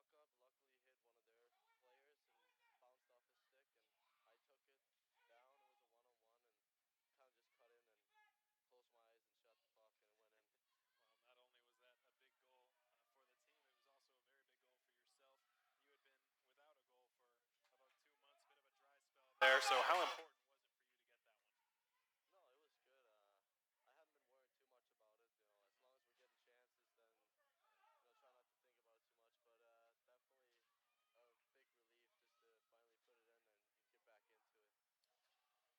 about it. As long as we're getting chances, then try not to think about it too much. But definitely a big relief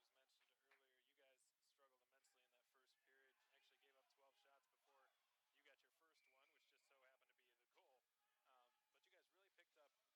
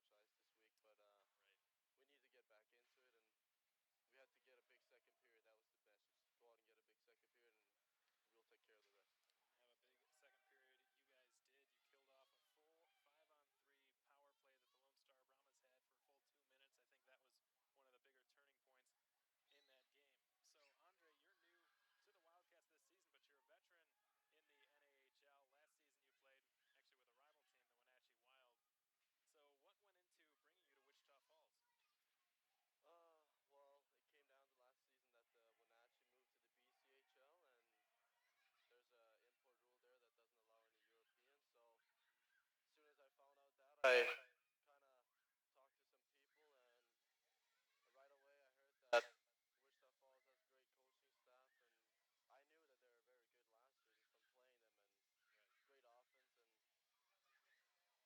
I knew that they were very good last year just from playing them and great offense, and took contact to John, and then kind of went from there. I mean, I really wanted to go there, and it seemed like coach wanted me to come here too, so it worked out well. I'm happy. There you go. And it's tough to complain with a 22-3-2 record. Exactly. So, Andre, how do the Wildcats defeat the Brahmas tonight? You guys have played them quite a few times. You're playing them again in this building, a tough building to play in. You managed to squeak out the victory last night despite being outshot and outplayed for a big part of the game. What's the key to defeating the Brahmas tonight? Well, we usually have the most success against them when we come out and flying from the first period. If we shut them down the first period and allow them not to have any shots really, then I think we'll come out with most energy, and second period will be ours, and we'll put the pucks in. So. Well, best of luck to you, Andre. We know this is a very difficult time for you guys going through the grind, playing the Lone Star Brahmas, one of the better teams in the North American Hockey League, 6 consecutive times before going on break. Got to be difficult now as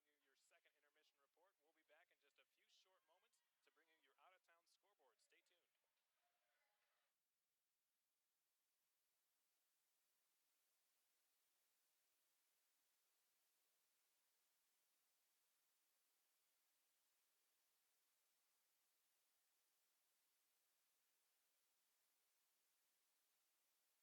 approach mid-season.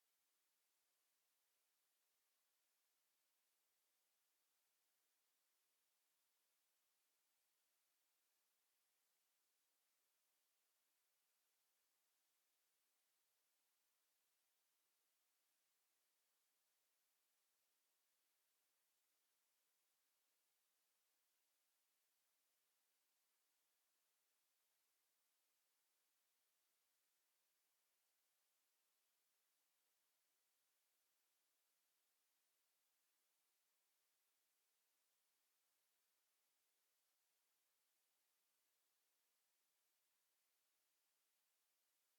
Those Danish cookies were delicious, by the way. Thank you so Yeah. much. Yeah, no problem. Very good. Okay,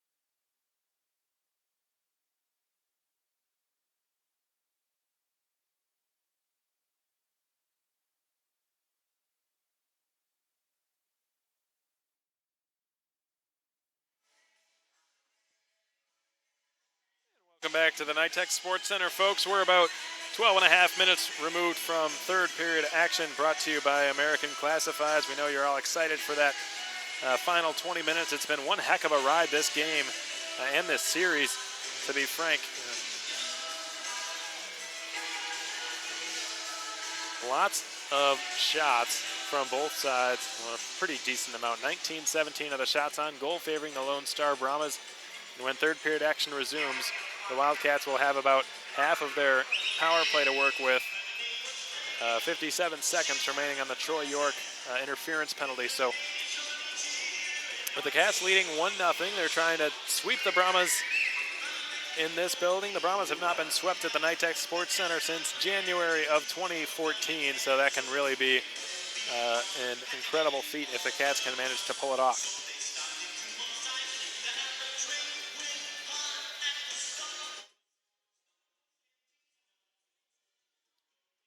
For your out-of-town scoreboard update, the Fairbanks Ice Dogs did, oh my goodness, the Wilkes-Barre Scranton Knights tied the game and came back and rallied and defeated the Fairbanks Ice Dogs in overtime at the Rev Ice Center. Paul Most of the Wilkes-Barre Scranton Knights scored a shorthanded goal in the last 20 seconds of the game to tie it at 4. And then just a half a minute into overtime, Tanner Bennett scored a shorthanded goal to win the game for the Wilkes-Barre Scranton Knights. So back-to-back shorthanded goals seemingly on the same penalty. The Wilkes-Barre Scranton Knights rallied and defeated the second best team in the North American Hockey League. Boy, this team has really come around, folks. The Wilkes-Barre Scranton Knights started out struggling enormously this season. They were one of the worst teams in the league. They were at the bottom of the standings for the first few weeks into the season, and they have seriously picked things up. And now the Wilkes-Barre Scranton Knights, with that win, they've got their 10th of the season. And unfortunately for them, they're in a pretty competitive East Division. But for a new team in this league, they have really impressed. They've really impressed me, I will say that much. Especially with that performance tonight. Not a lot of teams can say they rally back from behind in the last 20 seconds, shorthanded, to defeat the Fairbanks Ice Dogs. So pretty amazing stuff happening in Wilkes-Barre, Pennsylvania tonight. A place where I, by the way, have a buddy tuning into tonight's game. Good friend of mine, Matt, from Wilkes-Barre, Scranton, Pennsylvania, enjoying some Wildcats hockey on YouTube. Thanks so much, bud. I really appreciate you tuning in and enjoying some Wildcats hockey. The Aston Rebels have a 5-1 lead over the Johnstown Tomahawks. Speaking of Pennsylvania, that game has gotten out of hand. The Aston Rebels have really become a force to be reckoned with in the East Division. And it looks like that game is over now. Aston with a 5-1 victory on home ice. The New Jersey Titans have held on and fended off the Kenai River Brown Bears, who put up a valiant effort. Joey Sardina scored a power play goal to tie the game up after being set up by Jack Gessert, the Brown Bears captain, but they fell just short. Darren Brady responded in overtime to get the win. So the Kenai River Brown Bears, for the first time this season, have an overtime loss. They, of course, remain at the cellar of the North American Hockey League standings. They were just 1-26 going into that game, a season to forget for the Kenai River Brown Bears, but at least they were able to come together and muster a point out of that defeat. You'll have to excuse me for a second here, folks. The computer got frozen up, and we're back. And in Janesville, Wisconsin, the Jets trail the Springfield Junior Blues 3-2. Adam Winborg scored the most recent goal not long ago to bring the Jets to within 1. Winborg scored on the power play, so the Blues nursing a very delicate 1-goal lead about halfway through period 3 up in southern Wisconsin at the Janesville Ice Arena. Minot Minotauros have rallied a bit. They've scored 2 unanswered to get themselves back to within striking distance against the Minnesota Magicians. The Toros trail the Magicians now by a score of 3-2 up at the Richfield Ice Complex in Minnesota. The Odessa Jackalopes still being swamped by the Topeka Roadrunners. 6-2 the score now. After Hampus Shodal's shorthanded goal, Yuhiko Saka would score his second of the night for the Roadrunners to make the game 5-1. Andrew Hart would score, according to Point Streak, score at the exact same time. Not sure how that's possible, but according to Point Streak, the Roadrunners scored 2 goals at the exact same time. Interesting. Anyways, that made the score 6-1. And then Odessa would score later on in period 3. Looks like Zach would tally one for the Jackalopes, but that game just about out of reach. Approaching the halfway point of period 3, the Jackalopes trailing by 4 goals against probably the hottest team in the North American Hockey League at the moment, aside from perhaps the Wildcats. Another South Division matchup, the Corpus Christi Ice Rays at home at the American Bank Center hosting the Amarillo Bulls.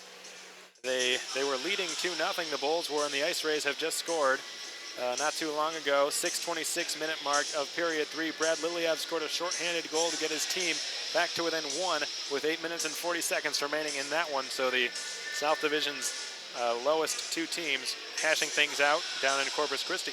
The Brookings Blizzard hosting the Bismarck Bobcats tonight. The Bobcats have rallied back, scored 2 unanswered. They're on a 4-game winning streak themselves. Bismarck with 2 unanswered goals now lead the Brookings Blizzard 2-1.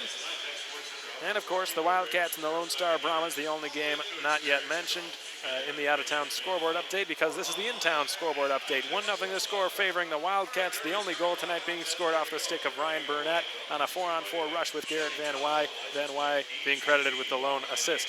We're going to take another short break here from the NITEC Sports Center in North Richland Hills, Texas. We've got about 5.5 minutes remaining before third period action, brought to you by American Classifieds, is brought your way. Stay tuned.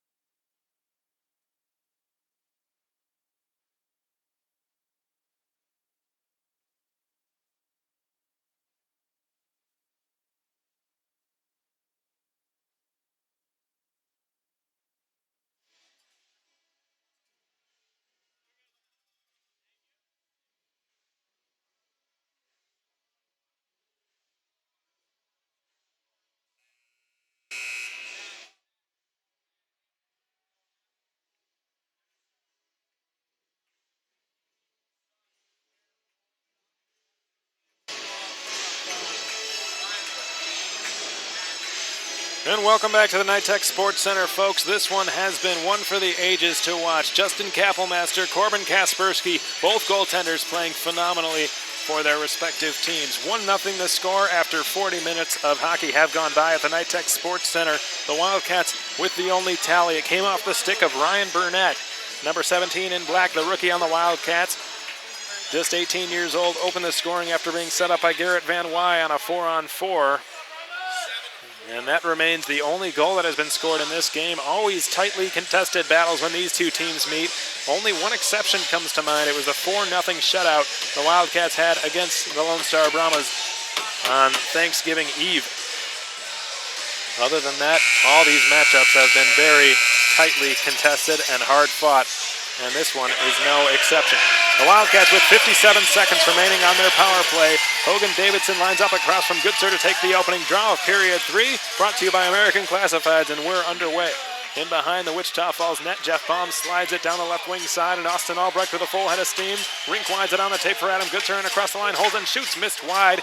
On the near side, held in far point after it rattled around the boards by Jeff Baum. Bolio in the slot, takes the shot, waffle boarded there by Kaspersky. Picked up by Alex Berardinelli, who turns, tries to clear, went off the glove of Jeff Baum and out to center. And Bolio will back up to defend Hogan Davidson.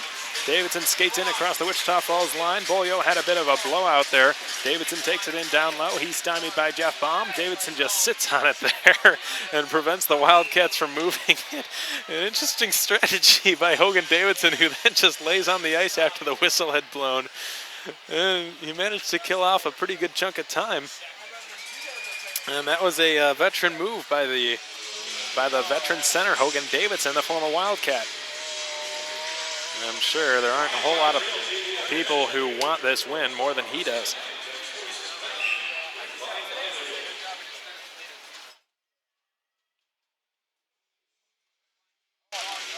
Nick Rosa wins the defensive zone face-off in the circle to the left of Justin Kappelmaster. The Wildcats play it out to center. Austin Albrecht down his off wing with 8 seconds remaining on the power play. Rosa's in the slot waiting for it. Albrecht couldn't get it to him, though, and the Wildcats have just failed to convert on their 5th power play tonight. Nick Rosa back across the line, coughed it up off the skate of Dalton Skelly, and it's airmailed back into neutral ice where the Wildcats will have to regroup. Gilraith drops it on back to Jake Dalton, gains the red line and chips it deep into Lone Star ice. It's going to be picked up there by John Zimmerman. Goes back in behind again, and Zimmerman's going to maintain possession. Back out into the neutral zone. It's going to be carried through center ice by Joey Fallon and fired across the Wichita Falls line. Austin Bolio tries to pick his pocket. It rolls back towards the near side for Jake Dalton. The Bowling Green commit with his head up looks to make a play. He will just haul this one out to the red line and fire it in around the near half wall. Kaspersky wraps it back around the same wall. Burnett fires one towards the net, bounces wide there, and Cameron Clark picks it up and skates it out of danger. Wrapped around behind the Brahmas end boards. Kyle Patava's going to skate it back in behind his net. Patava holds on. Looks to make a play through center ice. He'll gain the red line, then the blue. Chip it right past Burnett and go in for it himself. Patava goes in after it, looks for somewhere to go. He's pinned to the end boards, and his rush is over, courtesy of Michael Rounds. Meanwhile, the Brahmas maintain possession of the puck as Bates wraps it back around the end boards. Kyle Patava with a dive there, trying to sell a penalty. No luck with that. Michael Rounds gets it and wraps it back around the far half wall. Held in, Peter Bates gave it away to Bolio. Bolio chips it through neutral ice there for Adam Goodsir, who's in across the Brahmas line. Stick handles his way towards the goal. What a move there by Goodsir to deke Martin Nelberg out of his jockstrap. Nelberg will fire the puck back into Wichita Falls territory. The fans here unhappy with some of these non-calls. Oscar Andrin trying to one-hand it free along the half wall. Garrett Van Wy stripped him of possession. Ben Lowndes skates it down the left wing, pulls up, turns on the gas, and plays it towards the corner there for Paisan. Wrapped around the end wall, and Van Wy's got it. Van Wy will slip it back to the point for Baum, whose shot was redirected wide by Andre Paisan and picked up by his fellow Scandinavian Oscar Andrin and hooked out to center ice and down.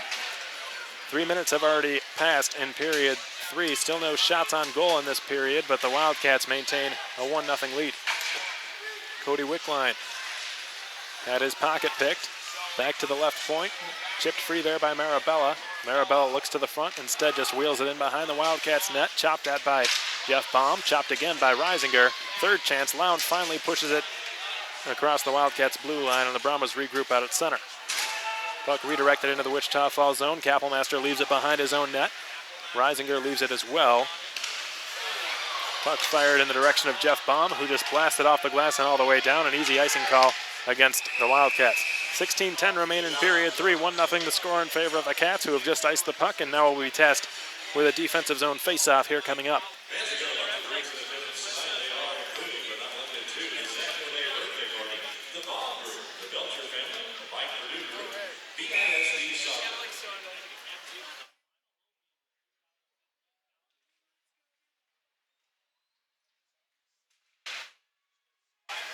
Graham Clark has it, holds and shoots, missed high.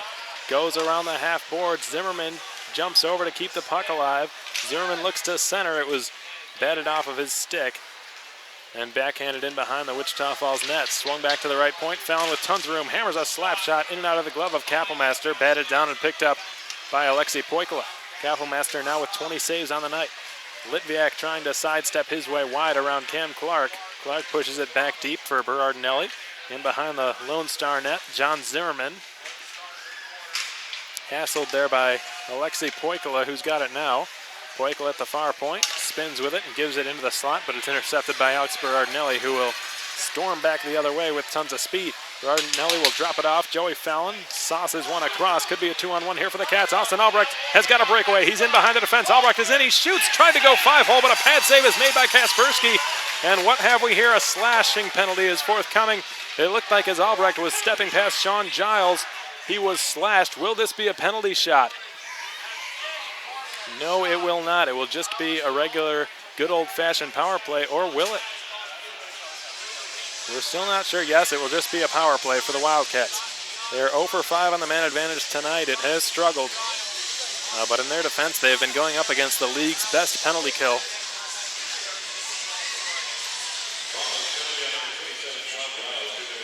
And the Brahmas are fortunate there. That was not a penalty shot against Sean Giles, the alternate captain for the Lone Star Brahmas. The Wildcats, however, still with a chance, hoping to take advantage here. Austin Albrecht's go-to move on breakaways is to deke from right to left and slip it through the 5-hole as the goaltender's moving from left to right to cut down the angle. He nearly had him there, just hit a piece of Kaspersky's right pad.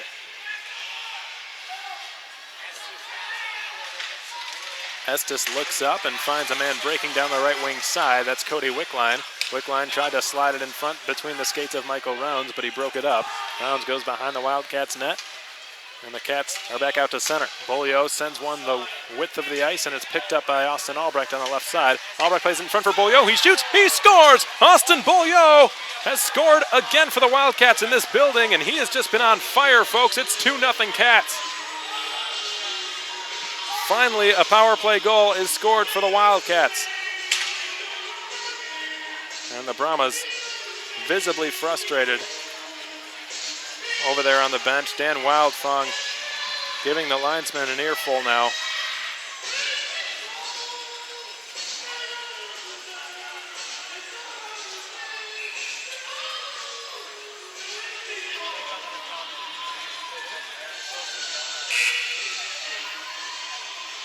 For the first time tonight, the Wildcats have scored a power play goal. Austin Beaulieu has got his 8th goal of the season and his 19th point.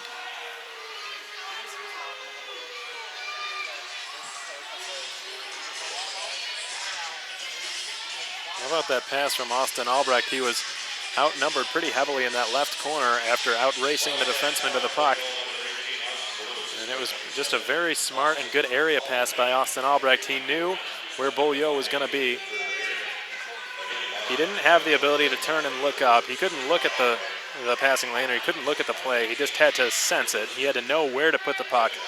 He had to have that hockey IQ, which has improved tremendously since the time he's been here in Wichita Falls. That's just the kind of play that you can't teach. And Albrecht displaying his veteran leadership on that pass. Beaulieu made no mistake and finished it off. And no surprise here, Dan Wildfong, the Lone Star head coach, has just been given a 2-minute unsportsmanlike conduct penalty. And the fans raining down the boo birds here.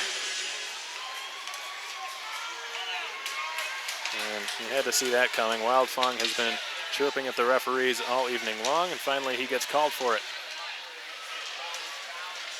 Lown knocks the puck around the board. It's held in at the right point by Jeff Baum, who backhands one towards the corner. Paisan chips it down low.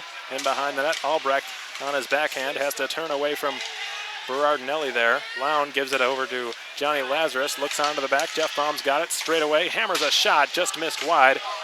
Lown scoops it up. Here's Jeff Baum at the blue line. Baum holds. Paisan waits. Fanned on the pass with a shot. Not sure which it was, but he recovered. Dealt into the slot, picked off, and Berardinelli is off to the races. He's going to beat Baum. Baum falls down, wide open. Berardinelli moves in. Deeks backhand scores.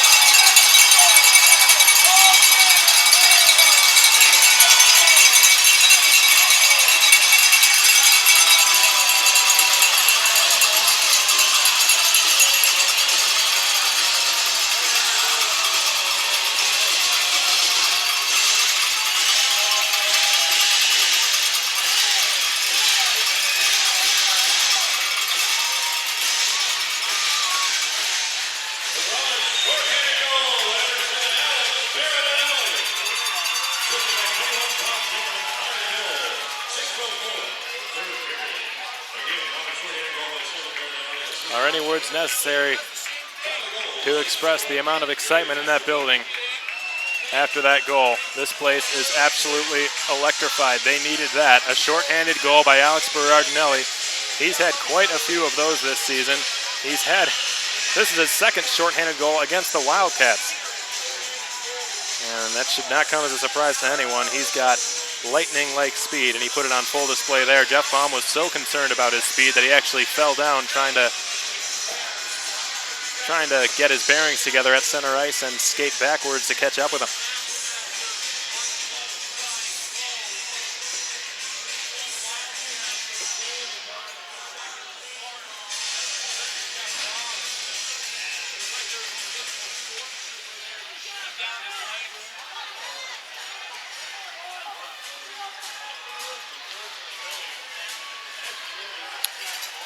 So a minute remains on the power play for the Wildcats, trying to get another power play goal as Austin Beaulieu was stripped of possession at the blue line.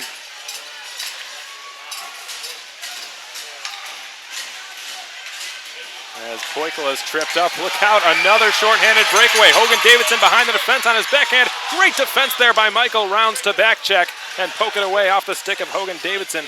My goodness, the Wildcats have conceded way too many shorthanded chances to the Lone Star Brahmas. Look out, Michael Rounds had a blowout there in the corner. And the Brahmas have managed to work the puck out to center ice. Jeff Baum regains control. Time winds down on the power play, just 20 seconds. Poikel has got it near side boards, goes across the ice for Nick Rosa, fresh off the bench, passes it to himself off the far half wall, goes in deep. He's pinned to the end boards there by Cam Clark. Estes is going to pick up possession of the puck and slam it off the glass and back out to center. Jeff Baum takes a bit of a hit from behind by Alex Berardinelli, and a hand pass, I believe, will be called against the Wildcats.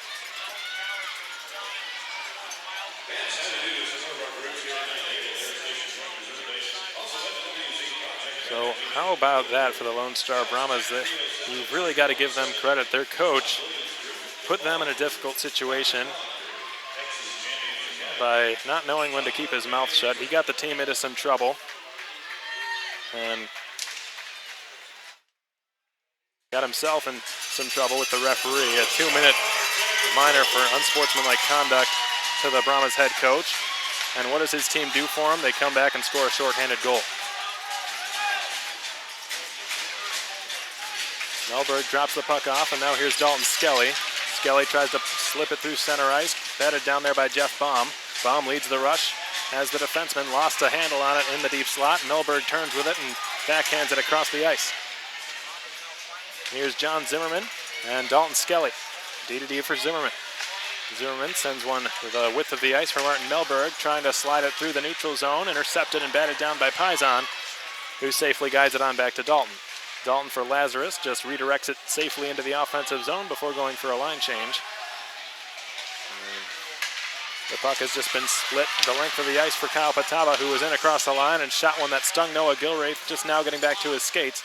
Kyle Pataba now back in deep in the Wildcat zone. Paisan is hauled down to the ice, no penalty, and the play resumes. 11.5 minutes remain in period 3, 2-1 the score in favor of the Wildcats. The goals tonight being scored by Ryan Burnett, Austin Beaulieu, and Alex Berardinelli in that order. The puck battle ensues along the near corner boards in the Wildcats zone.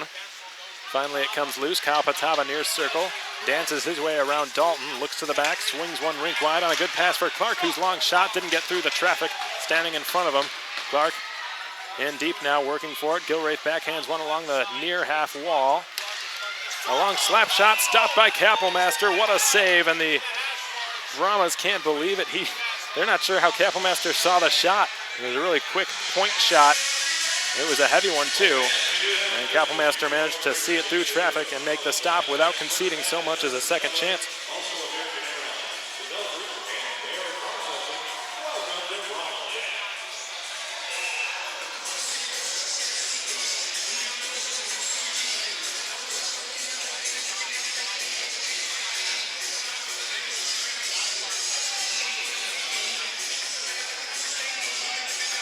I'd like to give a quick shout out to some family of the Wildcats owner, Alex Snaderman, Aaron and Adam, as well as Critter and Dominic from the Jersey Shore Wildcats. They're having a youth sleepover, tuning in from New Jersey. Thank you so much, guys. We really appreciate you tuning in and enjoying some Wildcats hockey presented by Armored Roofing. The Wildcats have just shot this puck all the way down the length of the ice. Dalton Skelly's going to try to outrace Nikita Litviak. It was pretty much a tie there. No icing was called. As Cody Wickline will hook the puck out into neutral ice. Jeff Baum bats it down.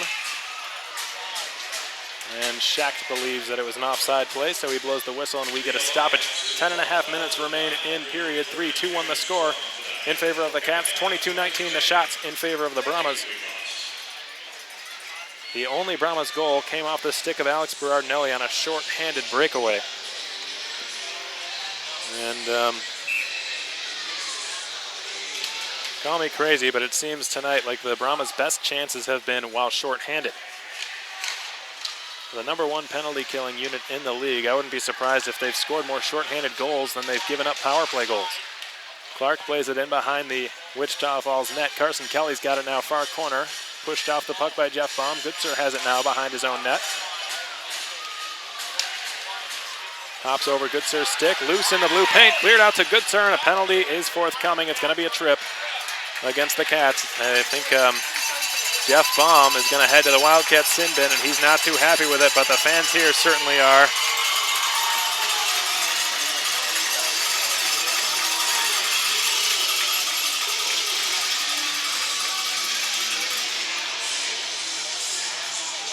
So the Brahmas now with a very timely opportunity to get this game tied up on the power play, but they'll have to do it against the league's second best penalty kill. The Brahmas have the best, the Wildcats have the second best. An extremely formidable shorthanded group that the Wildcats have. Their penalty kill has been phenomenal this season, clicking at an 88.9% rate. From a sharp angle bid, the puck missed the net. Cam Clark slides it across on a rink-wide pass for Dalton Skelly. Pataba's in the deep slot. In front of the net, a shot from Kessel is stopped. Second chance cleared by the Wildcats and down the length of the ice where Kaspersky will take over. Here's Cam Clark again. Looks up and skates through center, leads the rush, gains a line, hammers one, fought off by Kappelmaster, backhanded out to center and beyond. And the Brahmas will have to regroup. Kaspersky nearly gave it away to Austin Beaulieu. Pataba slid it beyond the reach of Cam Clark. Dalton Skelly will take over instead and hammer one around the end boards. Michael Rounds looks and clears ahead but not out. Kept alive by Giles. Played towards the left corner in the Wildcat zone. In behind the net, Bates has it. Bates tried to center, went off a couple of skates and bodies, and it's cleared the length of the ice. And half of the Wildcats' Parkway Grill penalty kill has been killed. Here's Cody Wickline. Wickline across. And now it's Estes. His shot fought off by Kappelmaster, and it trickled through the blue paint and wide. Reisinger goes after that loose puck. That's picked up by Estes instead. He's got it right point. Slips it across there for Andren into the deep slot. Giles has it. Andren near circle. Drops it off. Giles hammers a one-timer. Blocked by Van Wy. He's off to the races. He's got a short-handed breakaway. Garrett Van Wy down the slot. In. Head fake shoots. Stopped by Kaspersky, and the net's been dislodged.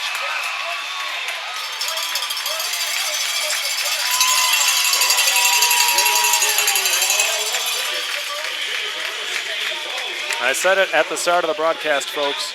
There are two players whose speed is undeniable. One of them has a shorthanded goal in this game. The other was just denied on a shorthanded breakaway in this game. Alex Berardinelli for the Lone Star Brahmas, Garrett Van Wy for the Wichita Falls Wildcats are noticeably faster than anyone else on the ice. Good stick handling and some smooth skating by Cam Clark, who turns and blasts one. It was blocked by Austin Beaulieu. Kept alive, right point. Dalton Skelly swaps there with Troy York. He shoots one.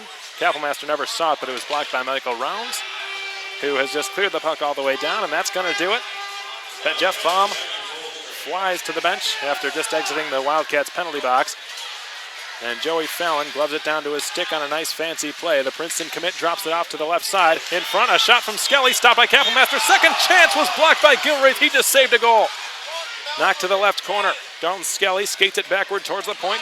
Kept alive by Clark, and he mishandled it, jumbled it a bit at the blue line. It was a hot pass, and Clark has to regroup. He will one-hand weave his way back into the Wildcat zone, protecting that puck on his backhand now. Pressured by several Wildcats. Finally, it's turned loose. Fallon knocks it back to Zimmerman. Across the ice for Martin Melberg. Melberg's got it near corner, looking for somewhere to go with the puck. He's pinned to the boards by Adam Goodsir. 7 minutes and 14 seconds remain in this game unless the Brahmas can tie it. 2-1 the score, 27-20 the shots favoring the Brahmas. Finally, the puck comes loose. Jake Dalton takes it behind his own net, and Austin Albrecht will just float this one out to center. Ryan Burnett is stymied at the blue line there by John Zimmerman. Puck fired back into Lone Star territory, and Estes will play it ahead. Hogan Davidson gets it deep in behind the Wildcats net. Jeff Baum comes together. Nick Rosa knocks it loose, and Lazarus picks it up. Lazarus with Albrecht. Lazarus down the right wing side. Albrecht skates it behind him now. Lazarus centers. Rosa shoots. Albrecht shoots. He missed the net. Picked up there by Lazarus again. Baum wants it. Lazarus turns and shoots one. Redirected wide by Nick Rosa. Pops into the far corner there. Albrecht putting on the pressure on the forecheck now. Trying to knock it loose, and he did, but it goes to Zimmerman. Lazarus trying to seal the end boards off. Puck rattles around the far half wall. Rourke Russell chops it across. Jeff Baum's got it and plays it in deep. Behind the net, Albrecht takes a shove from Brandon Estes, gets back on it, sends it back to Russell. He shoots, blocked by Hogan Davidson. Russell goes to the left corner to play it. Tries to play it in behind the net. Lazarus couldn't get to it because it was intercepted by John Zimmerman. Knocked free and picked up by Brandon Estes, who will finally get the puck out of the Brahmas zone. And the Wildcats scramble to complete a four-man line change. Well, the Brahmas get a couple of their own off the ice as well. Patava sends one the width of the ice. Kessel will just turn and dump the puck in. 5 3/4 remain in this game unless the Brahmas can tie it up. Dalton Skelly with possession in the neutral zone. The Brahmas are on a delayed offside. They tag up and begin their forecheck. Rourke Russell skates it in front of his own net. Sends one to the left side. Andre Paisan could be behind the defense. Dalton Skelly hustles back to gain good positioning on him. Paisan is ridden into the far corner boards there. Paisan had it wedged loose. Still battling for it. Knocked it free, hoping for Lown. Got Giles instead. Goes in behind the net once more. Van Wy battling for it with a few Lone Star Brahmas. He's outnumbered 3-1 down there, but managed to knock it loose. Ben Lown slips it back to the point. Michael Rounds tries to give him the return. It goes a bit beyond his reach. Centering pass. Van Wy shoots. Left pad save. Kaspersky. Picked up behind the net now by Peter Bates. Bates pivots away from the forecheck of Garrett Van Wy and gets it out into neutral ice where Peter Kessel can dump it back in and go for his line change. In behind the Wildcats net now, Michael Rounds with his head up looks to make a play with some fresh bodies on the ice. Rounds will leave it safely there for Alexei Poikla, the Finnish centerman. Splits the ice there on a good pass for Nikita Litviak on his backhand. Shoots. Holding the post there was Corbin Kaspersky to make a good left pad save. Now in center ice, it's going to be stormed back the other way. Fallon in across the line, had it stripped off his stick. One-handed jabbed out to center ice there by Max Reisinger, who now goes for his line change, and Cameron Clark takes over possession.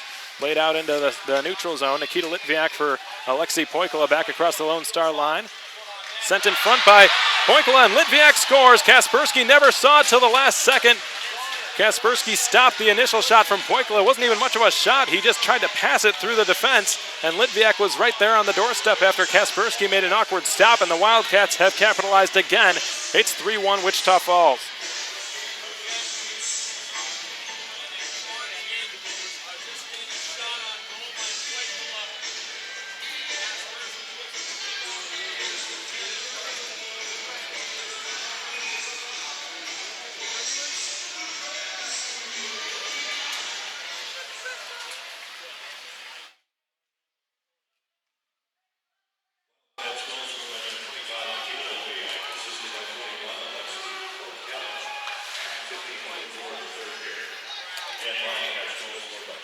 Here's Alex Berardinelli. Pass one off the skates of Jake Dalton. Dalton recovers in his own zone and shoots it out to center. The Cats have only got to kill the next 4 minutes off without conceding 2 goals, and they will become the first team to sweep the Lone Star Brahmas at the Nitech Sports Center in nearly 2 years. Sean Giles sends one into the neutral zone. It's redirected deep into the Cat zone by Cody Wickline. Nick Rosa is back. Backhand pass, and it was a dangerous one. It was picked off, and it looks like the net has been dislodged. Kyle Patava wanting a tripping penalty, and he's not going to be given one. Looks like that could have been called. The Wildcats perhaps dodging a bullet there.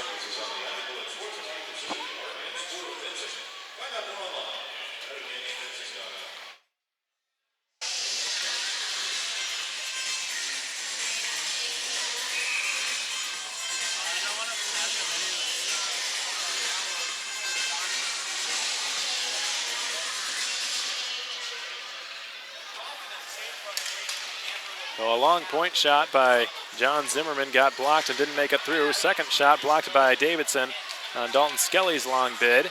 Meanwhile, the 20s line going to work now in the offensive zone. Albrecht's long wrist shot from the left point didn't work out. Pops in front, then goes behind, and Lazarus is down.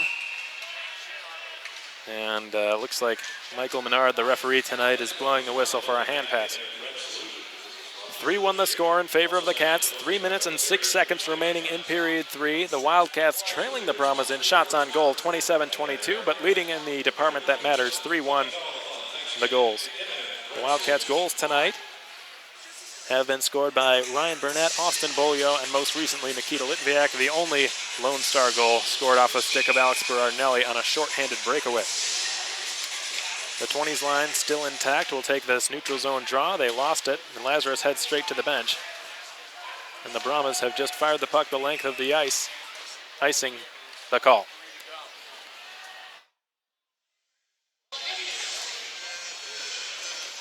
Special thank you to our friends at Thumbtext. Thumbtext have been with the Brahmas for the last 18 years. As a sponsor, we appreciate your support of Brahmas Hockey.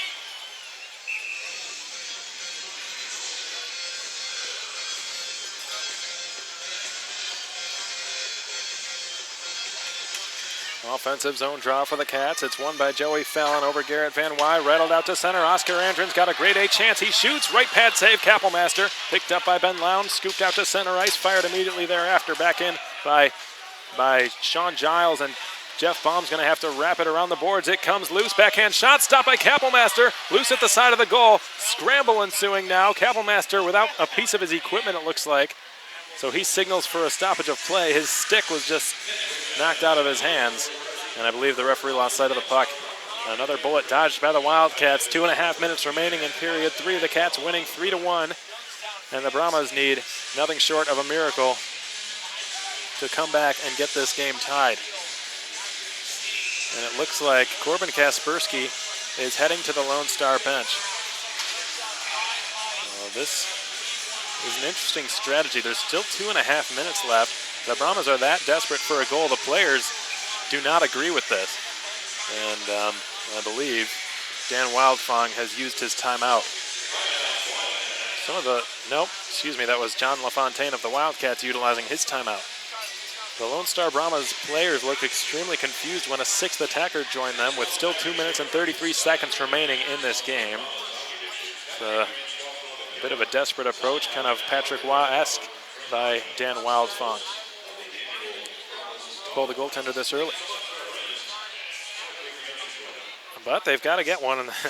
They need one soon if they want to have a chance of tying this game up.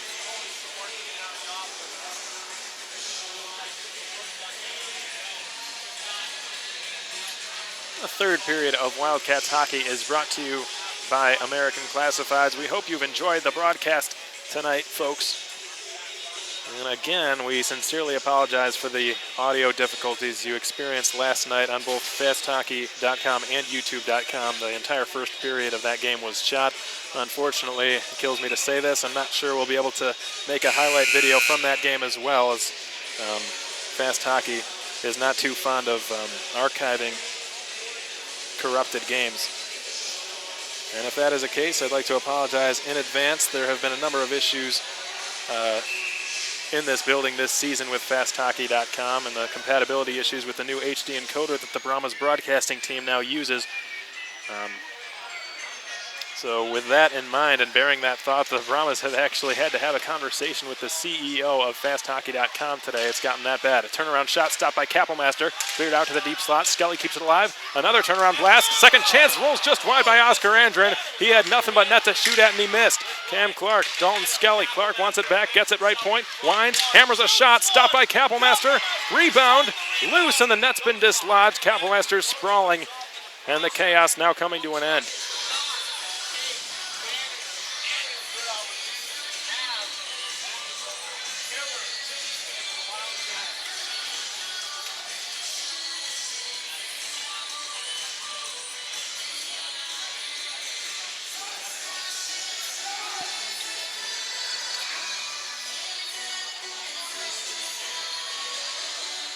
And now I believe Dan Wildfong utilizing his only timeout. 2 minutes and 10 seconds remain in this game unless the Brahmas can muster 2 late goals. 31-22 the shots on goal now. Last night the Brahmas outshot the Cats 25-15. But sometimes it's not so much about quantity as it is about quality. Pardon the cliche, but in hockey it rings true. And last night, the Wildcats, from the second period on at least, got the better in terms of quality over the Lone Star Brahmas. And speaking with Josh Nelson, well, before this game, he acknowledged there were a number of chances in which the Brahmas very easily could have and perhaps should have capitalized. Aside from those clear missed opportunities, the vast majority of the Lone Star shots last night, of their 25, I'd say probably 20 of them were from outside of the circles, or at least near the outside portion of the circles. Not a whole lot of grade A scoring chances. The ones that they had, they fanned on or missed. In fact, the only goal they scored was on a shot that probably should not have gone in. It was a beautiful shot by Oscar Andren, a perfectly placed glove side shot on Justin Kappelmaster, who had no chance on it. Diving down to knock it back to the point was Wickline, and a good job was well done there. And Andren keeps it alive, plays to the far corner. Andren fans on the shot. Skelly plays it across, knocked away by Albrecht, who's got nothing but net. He's going to ice the game for the Wichita Falls Wildcats. The Wichita Falls Wildcats will be the first team since January of 2014 to sweep the Lone Star Brahmas at the Nitec Sports Center, 4-1.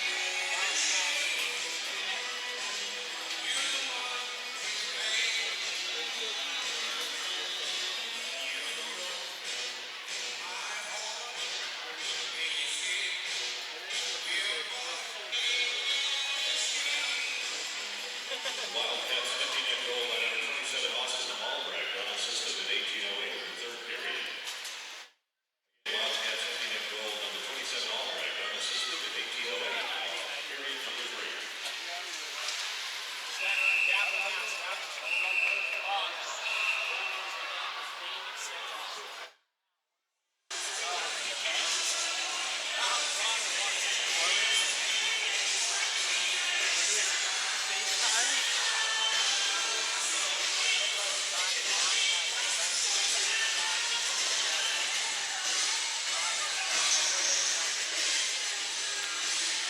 Twenty-three, 3-2.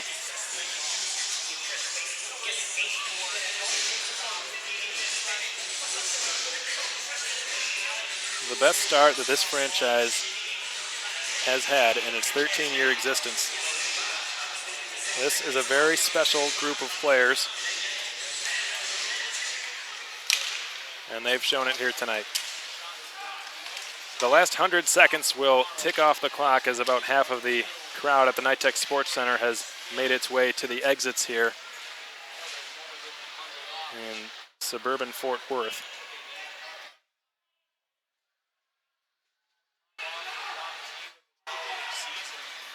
With the victory tonight, the Wildcats remain in sole possession of the best record in the North American Hockey League.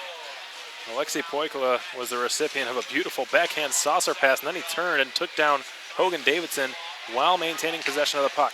Hines goes across for Rounds, whose long shot redirected and into the goal. It was stopped by Kaspersky, and it popped loose in behind him, and the Wildcats have just added insult to injury with that one, 5-1.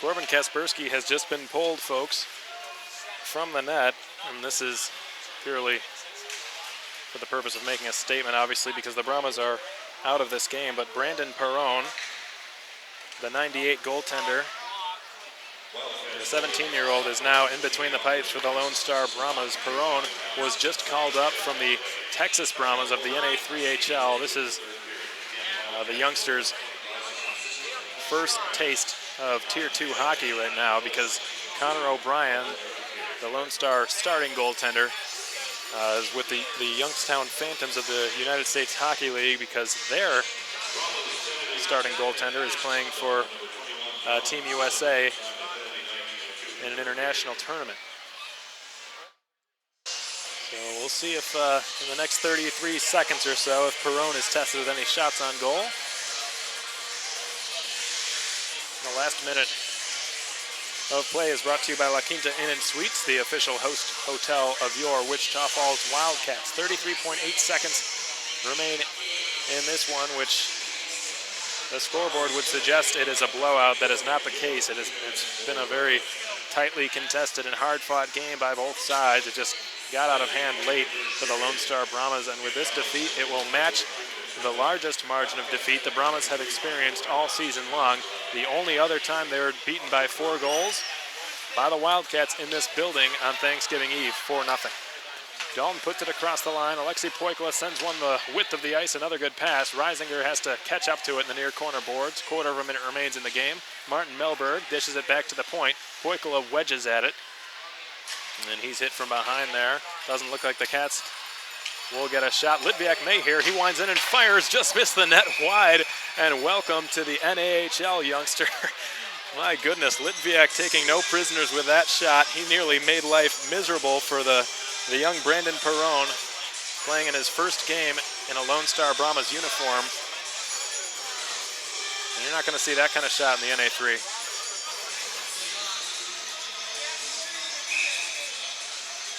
And this one's over. The Wildcats are the first team since January of 2014 to sweep the Lone Star Brahmas at the NITEC Sports Center.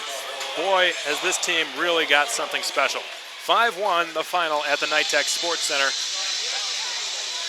The shots not reflecting that score one bit. 31-24 in favor of the Lone Star Brahmas. But what a game this was. And the players deservedly celebrating. They will head back to Wichita Falls, Texas on a very high note in preparation for this team next weekend before heading home for the holiday break. Speaking of breaks, we're going to take one last one here from the NITEC Sports Center as the Brahmas are saluting their fan base now. About the half of their fans who still remain in the stadium here to support them. When we come back, we will break down this game for you in a bit greater detail, give you one last out-of-town scoreboard, and let you be on your way. Stay tuned. Brahmas hockey action. Again, the next game will be January 8th and 9th. We've got Chris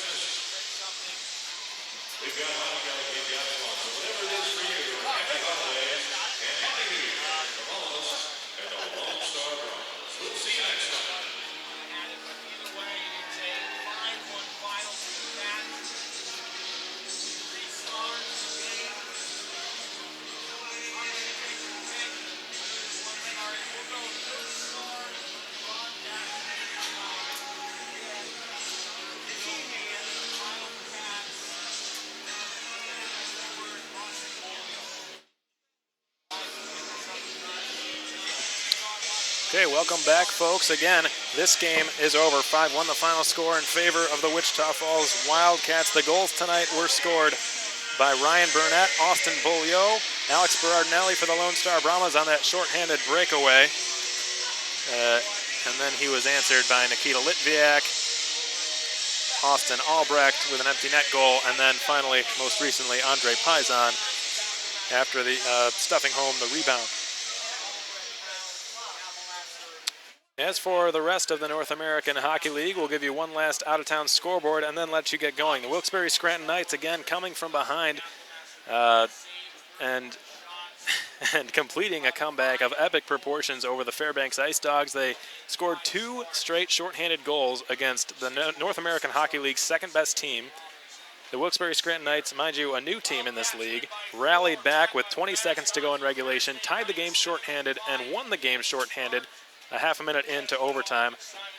Sensational stuff by the Wilkes-Barre Scranton Knights, who will send the Ice Dogs back to Alaska on a very long and cold trip. The Johnstown Tomahawks in Aston, Pennsylvania were defeated 5-1 by the Rebels, and the Aston Rebels continue their hot winning streak.